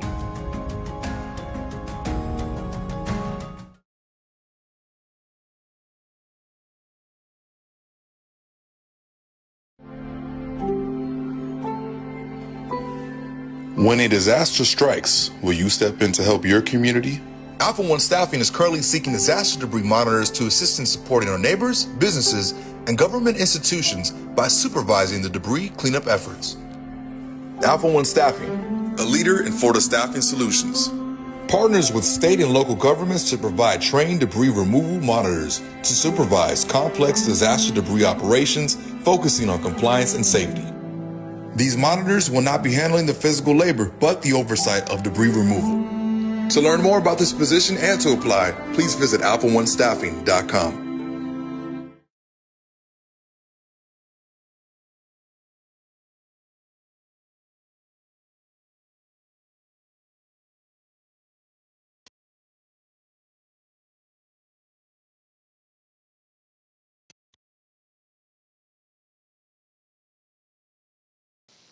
All right, we're back with you here on the Hail Wildcats Gridiron Show. It is that time of the week where we're going to give fans a chance.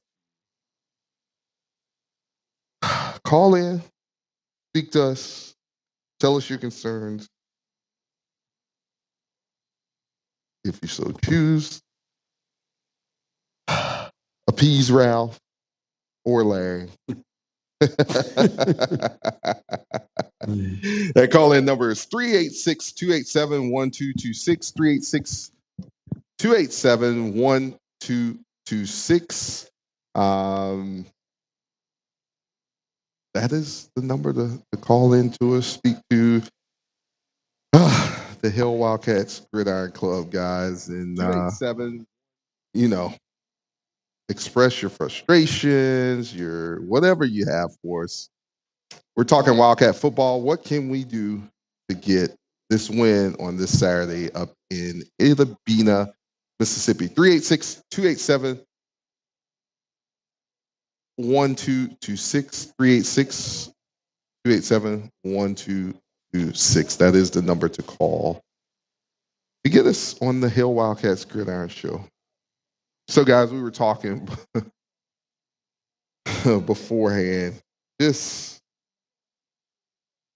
sad state of affairs. We know there's a lot of transition, a lot of things that are going on in the school right now.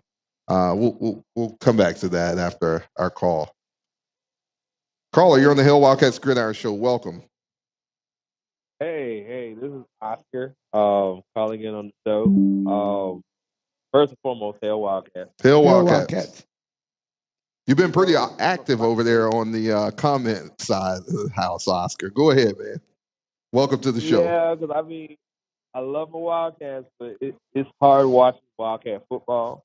Mm-hmm. And it's more upsetting. We have the talent, and we have the talent. Now, I'm not one to say, I don't want nobody to lose their job. But at the same time, if you're hired to do a job, you got to perform. Yes. And the things we've seen on the field, we're very upset. So I would say, I guess my biggest question is, do you think we will be able to retain the talent that we got in, as well as encourage new talent to come to Cookman for next season? Because we can already say this season is over. Yes, I would say so. What did we win? 3 games last year, and we were able to get the talent guys in. I think kind of to Ralph's point, we have to make those adjustments, possibly coaching wise, and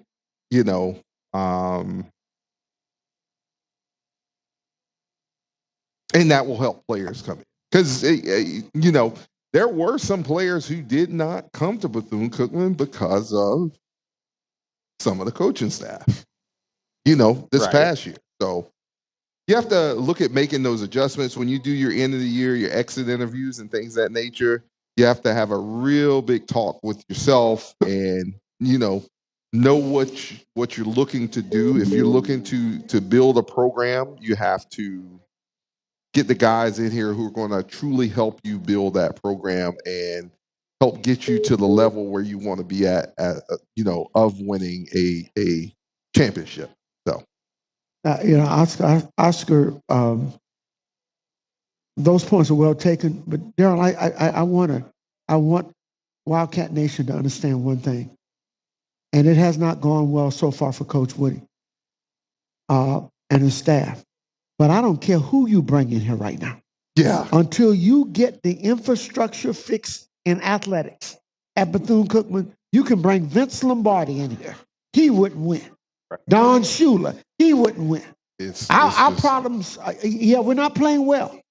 But a lot of that is masked by something that's going on in regards to the lack of support and administrative leadership that we need. So I get it. It's painful to watch. I'm right there with y'all. I bleed maroon and gold.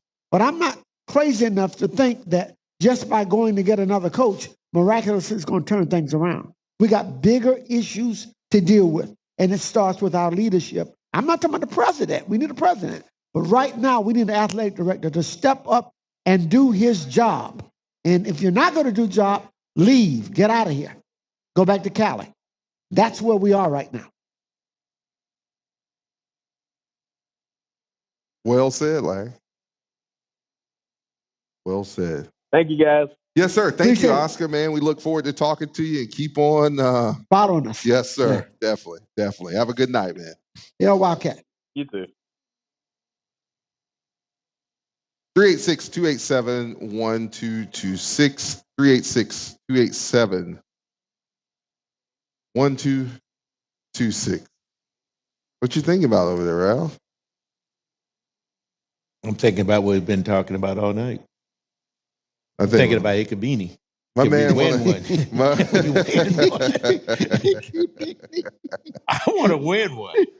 Caller, you're on the Hail Wildcats Gridiron Show. Welcome. Hey guys, it's Daryl on the Teal, man. I want to tell you guys, you've been doing an excellent job. Thank you, sir. Breaking down the breakdown of the breakdown. I miss Larry. Larry and I used to partner back in the day. And Larry is telling it like it is. He hasn't played a down, but he knows every down in Wildcat football. So listen to Larry. Larry knows what he's talking about. Ralph, I'm waiting for you to go on a road trip, buddy. When are you coming? When you coming with us? Because I had to hold it down last weekend. But I just want to say it's been a rough year for us. You know, I broadcast the home games on color, and I've been doing some breakdown. But you guys said something that was key. If we do something different with the offense this week, and we bring in at least 7 men in the box, we could dictate the momentum of the game. We got guys making plays, but they're making plays at certain parts of the game. But the penalties are what's killing us. We've been sporadic here and there.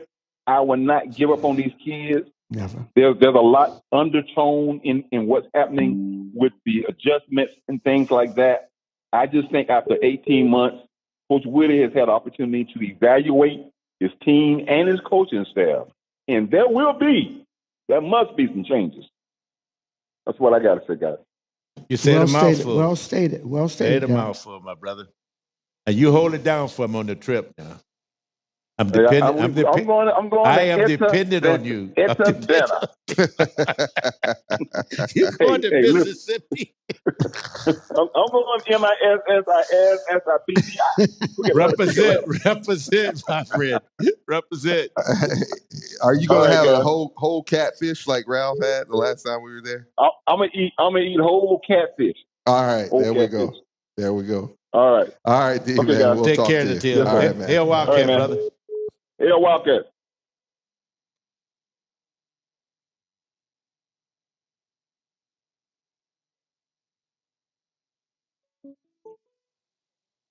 Caller, you're on the Hail Wildcats Gridiron Show. Welcome. Thank you. Yes, sir.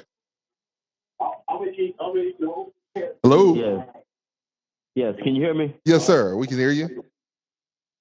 Yeah, this Vernon Jackson, Palm Beach. How you doing tonight? Good. How about yourself? I'm doing fine. I agree with Larry and them. You got to deal with the infrastructure. Not only the athletic director, we need to get rid of that chair of the board of trustees. That's where it begins. That's the root of the problem. Amen. Until you deal with the root of the problem, we can't do no better until we deal with that. And I hate to see our team go through what they're going through, but I believe once we take care of that issue, I think everything going to be fine. I would totally agree with you. One issue will help to fix another. And I know as far as the head coach is concerned, we have a competent head coach who will fix our problem if given the opportunity and given the resources to do so. I understand. Just like Daryl, I want to say your father, he is the greatest, he was the greatest announcer to be at Bethune-Cookman. And when they replaced him, it hurt in my heart. Make sure you give my regards, but that announcer we got, he cannot compare nothing to your father. Absolutely. Understood. We're trying to bring Jay along. We'll get him there one day. We'll get him there. We'll definitely get him there Well, one your day. father need to go into the Announcer Hall of Fame. He's in the And- BCU Hall of Fame, but Sure. we'll get him. Yeah, we'll see. He's still at it. He does the Friday night play-by-play for Lake City Columbia football over there. So he's still at it. Can't get a soldier down. Well, you make sure you give my regards. I We'll will keep definitely praying, do that. But, a change has to come at Bethune-Cookman in order for us to do better, and I'm praying that change will take place very soon. Hail Wildcats. Hail Wildcats, yes, sir. Thank you for calling. We look forward to talking to you next week for homecoming and seeing you at homecoming. Yes, sir. Definitely. Have a good night. 386-287-1226. 386-287-1226.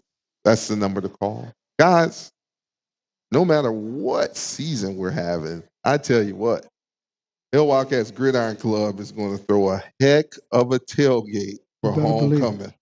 Party Zone 90. If you're looking at the screen right now, this is a tailgate you do not want to miss. It's hwgridironclub.com/HC2K24 Party Zone 90. Or you can just go to the Gridiron Club website, sign up on there. So just a little bit of the menu. Ralph's going to do all the cooking. And Daryl's getting ready to tell you what's on the menu. Little barbecue chicken, a little bit of fish, Pacific white and sweet. Yeah. Then you got hamburgers, hot dogs.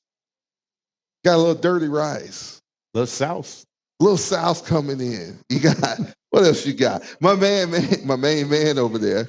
Conch fritter man. Conch fritters, conch salad, tempura shrimp. That's a little extra though if you go up to there, But hey, it's all worth it. Then he's going to make fresh green beans.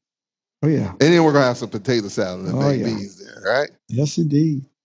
So stop by, come by, sign up now. hwgridironclub.com HC2K24 Party Zone 90.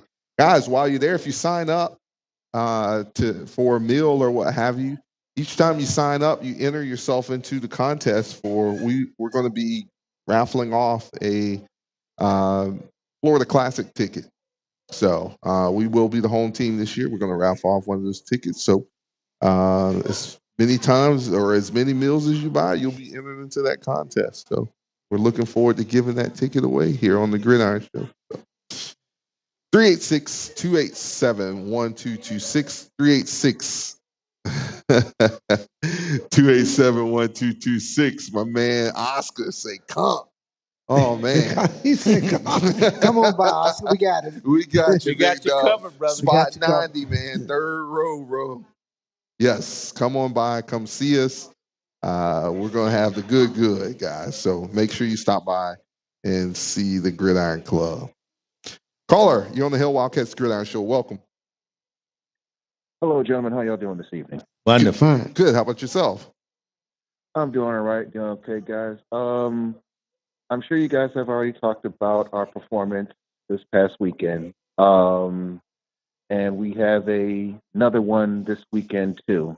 So I want to take a different tack or tone, if you don't mind, for this one. No holds barred show. Go ahead. Go ahead, JB. Okay.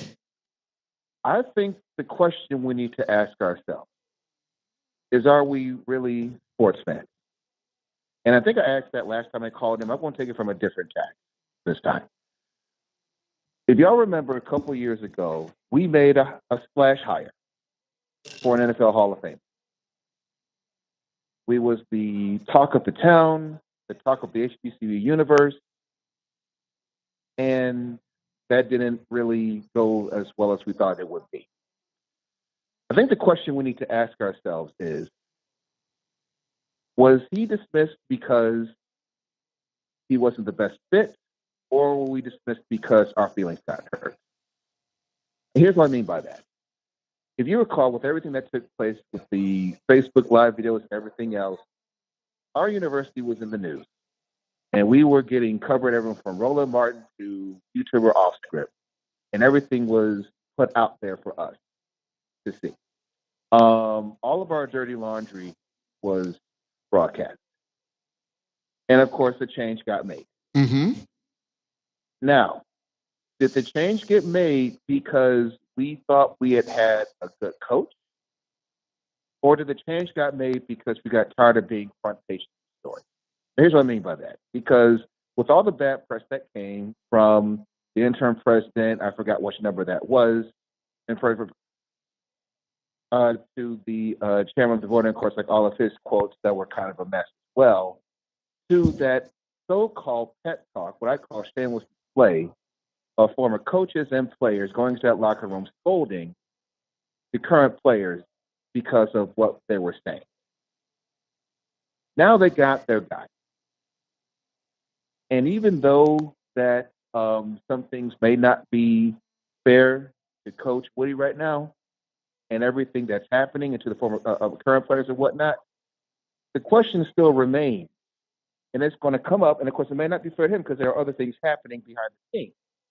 But everyone who was involved in trying to say that, hey, this was the way we wanted to go, this was the way there's to be, you know, whether it's like former players trying to get their sons or their athletes playing time, or whether people trying to get jobs on the coaching staff. Now what we see here, we see after about 2 years, I'm seeing a once dominant football team to now let the Cowboys have a lifetime reservation at Club Station.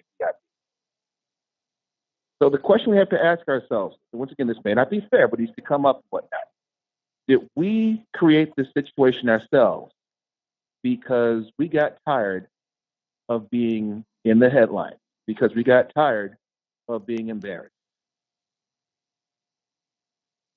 Let me. I will answer that. Please do. As far as what I know, if that's fair. So I can't speak for the persons who made that decision to relieve Ed Reed, and we do know that Ed does have his he's wealthy, right? Sure. But what we're trying to build here is an actual program. And from what I know, Cookman could have been in a lot of trouble behind Ed Reed. Now, I won't go into all kind of details, but sure. We all know that we're governed by the NCAA when it comes to athletics, right? So we could have been in a lot of trouble in that setting, number one. Number two, no matter who you hired as the head coaches, as Larry said earlier, the pushback was going to be from that person's supervisor was going to be astronomical. You don't have the right person in here for any coach at this time. And I am speaking of the athletic director, unfortunately. Right. I guess the only thing is like, are we? Everything you're saying is like, and based upon what I know about this show so far, and I don't know about you and whatnot, because I think we're also cooking together. I have no reason to not believe that what you're saying is 1,000% correct. And once again, you guys are insiders. You guys know these things. I believe you guys. I guess one thing is that message is not getting out. It's not. The perception is that everything was out there because, let's be frank about this, fellas. The perception is people was hired because our feelings got hurt. Right. We were embarrassed. I want to go back to something, and I was thinking about it earlier, that if we remember back to when Dion was hired at Jackson State, everything wasn't peaches and cream for Dion at Jackson State. I mean, when he first started, their facilities, mainly their practice field, was not up to par. Even one game, it was stated, I wasn't there, so we can't answer that. It was stated that his jewelry got stolen, right? Yeah, I remember that. And his boombox got stolen at the car. Right. Right. So it was a push to I heard the jury was never lost, but it was still a push to beef up security. Yeah. A lot of things happened at Jackson State, and a lot of that stuff didn't just happen because it was Deion Sanders. He did have Ashley Robinson as a great athletic director who went to bat for his program. Absolutely. And got the necessary things that that his staff, his coaches needed. Who he hired, he got what he needed because he knew if he didn't, he wouldn't hold on to that person long. And that would have been the same thing. Let's just say Ed Reed was still here. How long would he have been here? Well, let me answer this question, too, if I may. Let me answer this question for a second. He was not, okay. I would just say, I think he had two things. Okay, we address the Deion thing first or the Ed Reed part first? I could address either one of them. Address the Ed Reed thing. Okay, cool. Yeah. If I was going to say the Ed Reed thing too, folks got to remember something, that BCU, just like Jackson State, are FCS programs. Mm-hmm. No coaches in these eras stay at FCS programs for a very long time, especially high-profile coaches. I could use one example was G.J. Kinney, who's now at Texas State, was at Incarnate Word for 1 year. That 1 year he was at Incarnate Word, his offense led all Division I, FCS and FBS, made the national semifinals, had an FBS win, and had a Walter Payton Award winner at quarterback in Lindsey Scott. Those coaches at FCS schools do not stay a very long time. So no matter if it was Deion or if it was Ed Reed, they were not going to stay. Now, of course, Deion thing for a second, too, I think his and Ed Reed's story are kind of similar. In fact, it's like when you want to bring, see, this is where I think we make a mistake sometimes at our schools. We make the splash hire. One thing about splash hires is that they show who you really are. And splash hires bring everything to the spotlight. I think the one thing the splash hires did was they showed, and this is not a knock on us, this is just how things are, especially in FCS. We weren't ready for prime time. And that's totally okay. No FCS programs were ready for prime time. None of them do.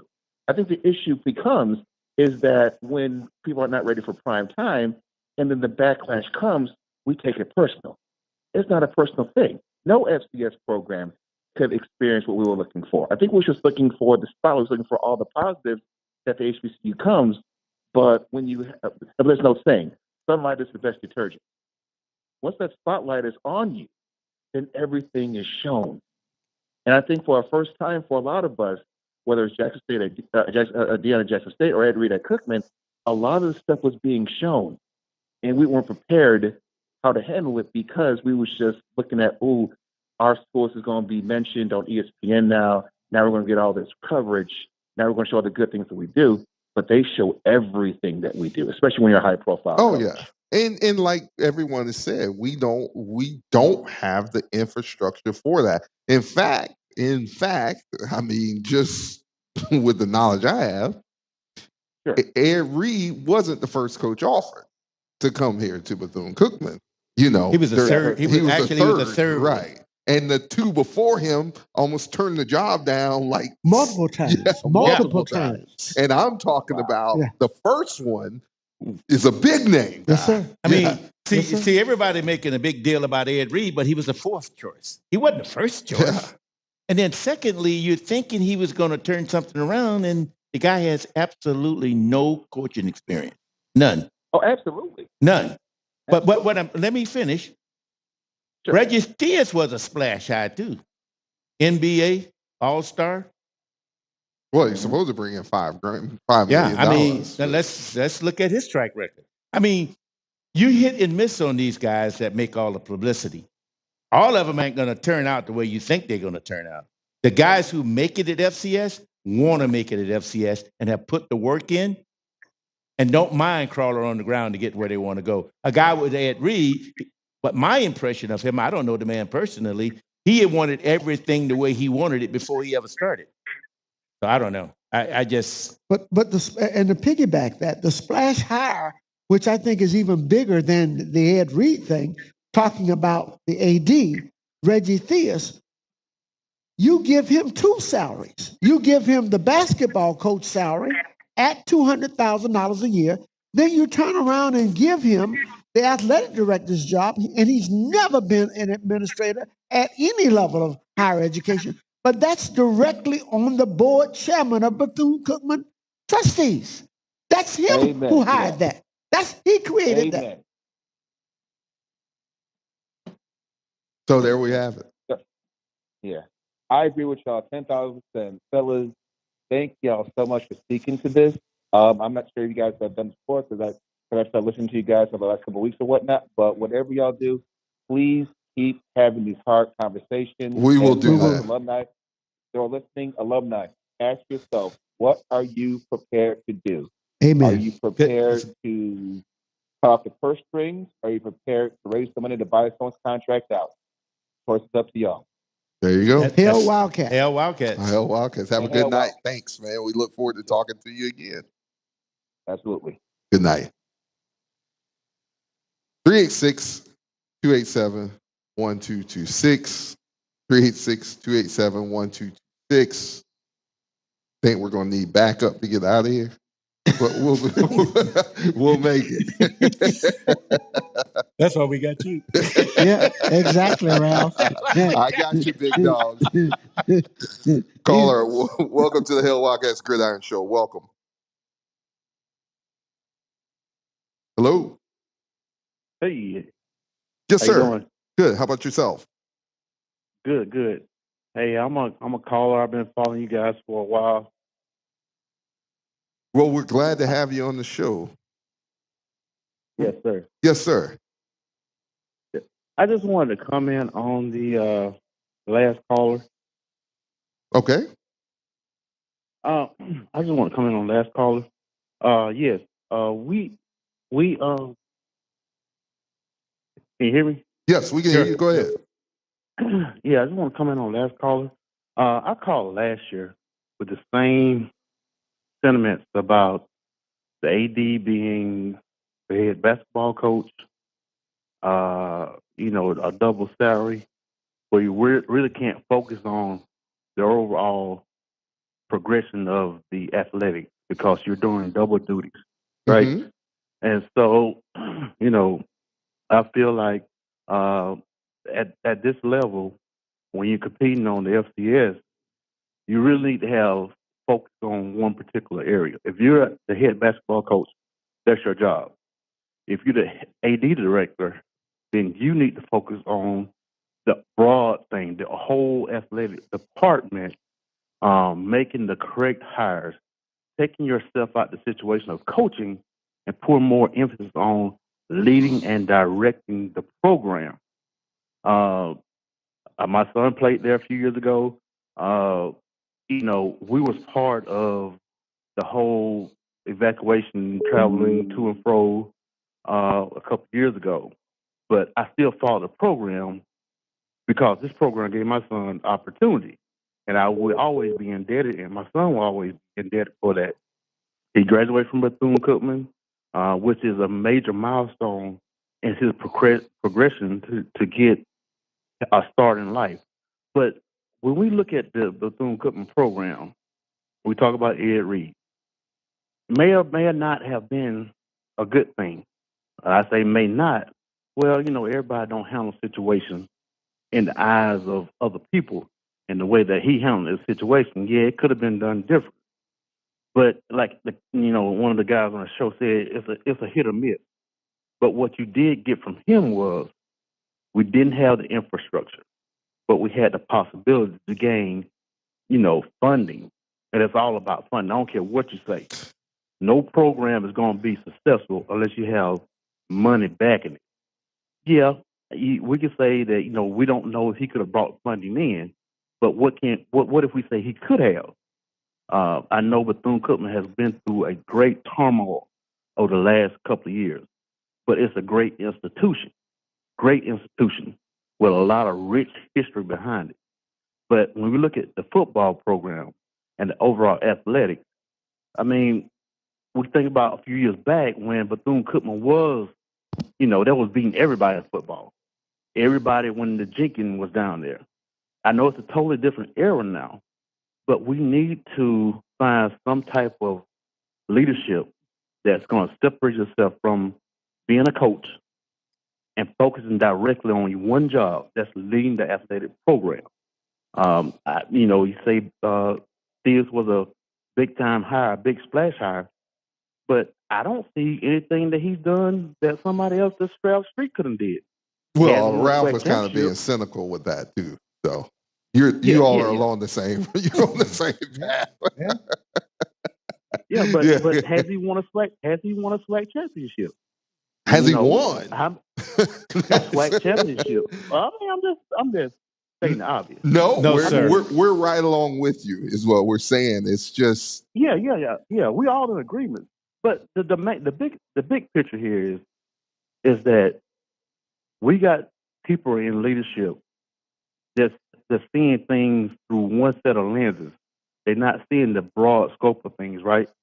It's a broad scope of things.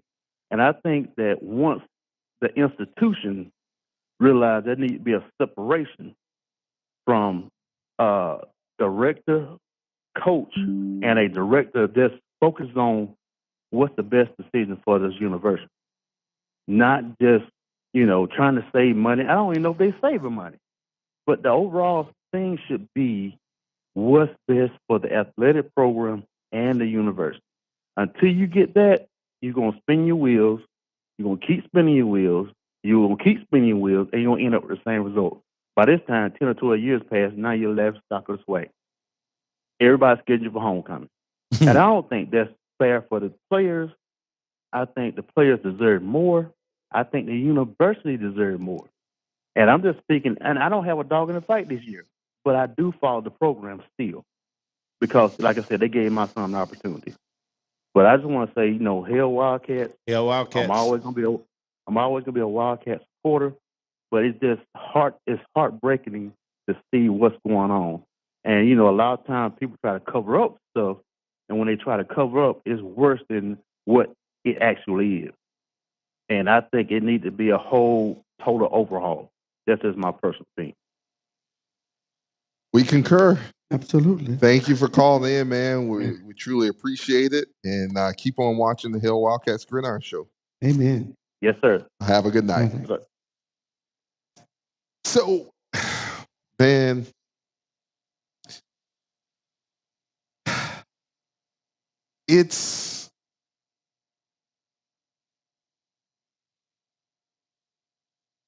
I see a comment in the comment section, and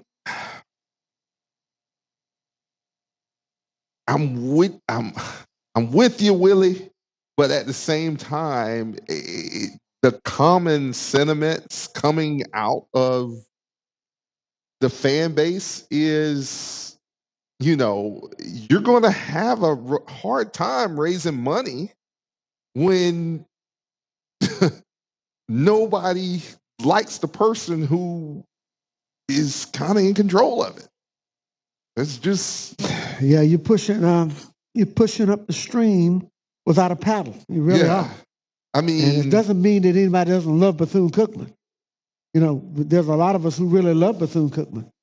But I think you've got to consider the personality that you're dealing with right there in that regard. A lot of people work hard for their money, and they love to give to their alma mater. But again, you got to be real careful about knowing where that is going and who's in charge of it. And not seeing the fruits of it. Yeah. I mean, let me give you an example, Daryl. Yeah. You talked about it earlier. I just saw a basketball team going with a football team to play a game up in Alabama, but the basketball team stops in Georgia and practices at Georgia Tech. That's not even necessary. Not even necessary. That's not being a good steward. So did they go to the football game? No, they didn't go. No, they just left and went to Atlanta because they didn't want the basketball team to go home because the college was closed. What about the women's basketball? No, just the men. Yes, we do, Travis. That was so the women's basketball team had to go home, but the men's basketball team went to a life of luxury in Atlanta. Well, not only did the women's basketball team have to go home, but so did the football staffers who support the team, and some who've been there for years. It's just the leadership is devoid of character and integrity. It's the only way to slice it. And again, here's a guy who told you when he was hired, I know nothing about being an athletic director, but I think I can figure it out. This is not something that you can figure out. This is a Division I program. When we had a person who could have brought us, and still can, bring us huge dividends, who've been to some large places, who is alumnus of Bethune-Cookman University. And we won't hire her. It's just... You called and told her that her resume was awesome. She sent her resume. She got a letter of references from Troy Vincent, the president of, the NFL, and, Jerry Jones, the likes of Jerry Jones, and recommendations by, Roger Goodell. And you told her you were going to interview her, and then 2 days later, there's a cloud over that athletic program, and it's going to remain there until we get the right people in there. There's a reason we won those championships. Everybody points to Jenkins. And Jenkins came in and did a dynamic job. But guess what? When Jenkins walked in, the cupboard was full. He had Alvin Wyatt talent, and he had Lynn Thompson and that athletic administration leading the charge. That's why he was able to turn it around. And at the end, near the end of his tenure, it started falling off. That wasn't against the athletic department. His cupboard started getting bare, and so he moved on to greener pastures, and then, or he thought greener pastures. Yeah. And then what happened when he got to Bama State? He didn't have that infrastructure support. Nope. And then we saw what happened at that point in time. Right. There's no substitute for having dynamic leadership in those positions in any kind of program, the likes of athletics, where you have so much money going on. You cannot wing it. It's not something you can learn on the fly. It's too important for that. Too important. I mean, you have to look at what Florida State's going through. Those guys, undefeated until they faced Georgia, in the bowl game last year, and look at them now. I mean, they go and, in a lawsuit against the ACC, trying to get out of the ACC. They're remodeling the stadium. Even when Jimbo Fisher was there, Jimbo Fisher won a national championship and asked, hey, I'd like a standalone facility. Yeah. And it's not in the budget right now. So what happened? He goes out to where they build everything bigger. Okay? Rich people. He went to the rich people. And got paid, and I cannot underscore. Lay the egg. And I don't want to beat a dead horse to death, guys. No. But I can't underscore the importance of having the kind of leadership that we're deserving of, the kind of leadership we've had in the past, which contributed directly to the success that we had in multiple sports at the college. And it will not return until some facsimile of that is in place again at Bethune-Cookman. Guys, I want to say this. I want to thank guys from the bottom of my heart for all that we do to help, athletics or what have you. Here's a group of guys who go out of their way. Hey, me and Ralph, I remember one day we're out cooking for the football team, and I thought that was going to be my last day on earth. I was so tired. I went in the weight room and laid down because I was so lethargic, And, that went a long way. Even the athletic department sent people over there to grab food from our cooking. And then all of a sudden one day we get an email that we can't cook for the football team. After we had fed the previous all athletics at the stadium. For everybody who came out for the scrimmage, fed everybody. Then we get a cease and desist. You make it make sense for me. It doesn't make any sense at all. we're going to keep fighting, everyone. We're in this fight with you all. We understand that the football team is not where we want it to be, but it's an overall thing. And we'll never give up on those kids. We're never going to give up. Never going to give up. Whatever we have to do, we're going to keep fighting to do it. And, you know, as of right now, these group of guys, we got over $35,000 invested in. We see where that money is going to. So, you know, and we're still working hard. Shout out to Taji and Miss King, Tandra King, and others. Miss Emma, thank you for your donation. Ms. Jerry, Lodge. thank you for your donation. Miss Lodge, thank you for your donation. Beck Griffin, thank you all. That goes a long way. And these people don't get credit. No. And they're not looking for it. No. They don't get to go in the legacy walk or anything like that. Our football team, tell me where the nutrition's coming from. I saw a fan drop some nutrition off in Alabama just this Friday, and she posted more online that she just got to bring down for homecoming. See, you know, there's a lot of people complaining, but there are only a few people who's trying to make a difference.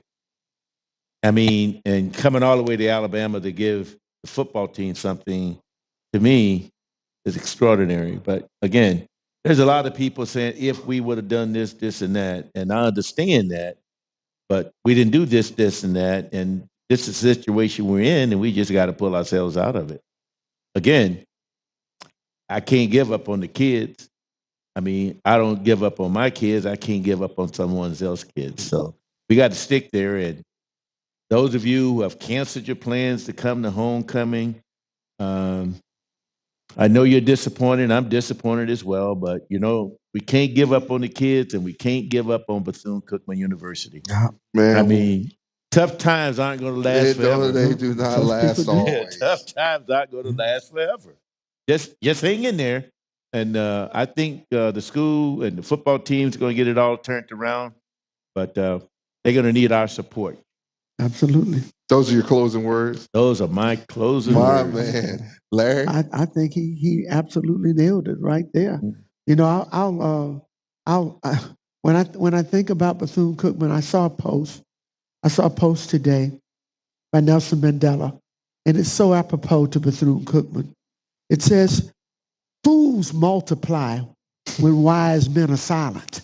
It's time for us to break the silence and say something about what is going on at our school, particularly as it relates to the leadership in that athletic department. We deserve better. Those kids deserve better. You know, that's what we're doing. And, you know, they can issue the cease and desist. They can take away.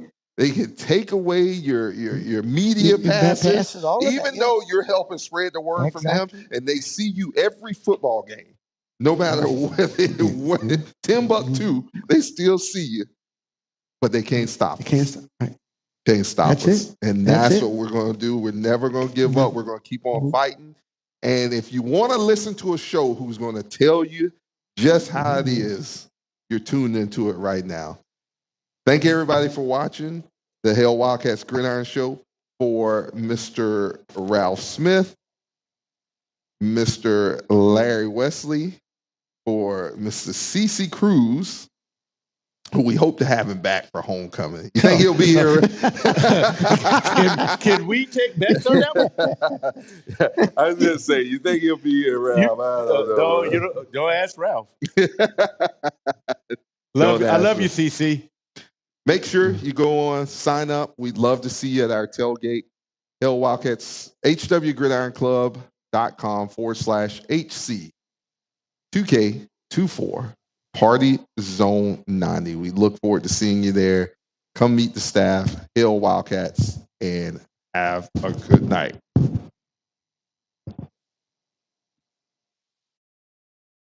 Ladies and gentlemen, the Bethune-Cookman University alma mater.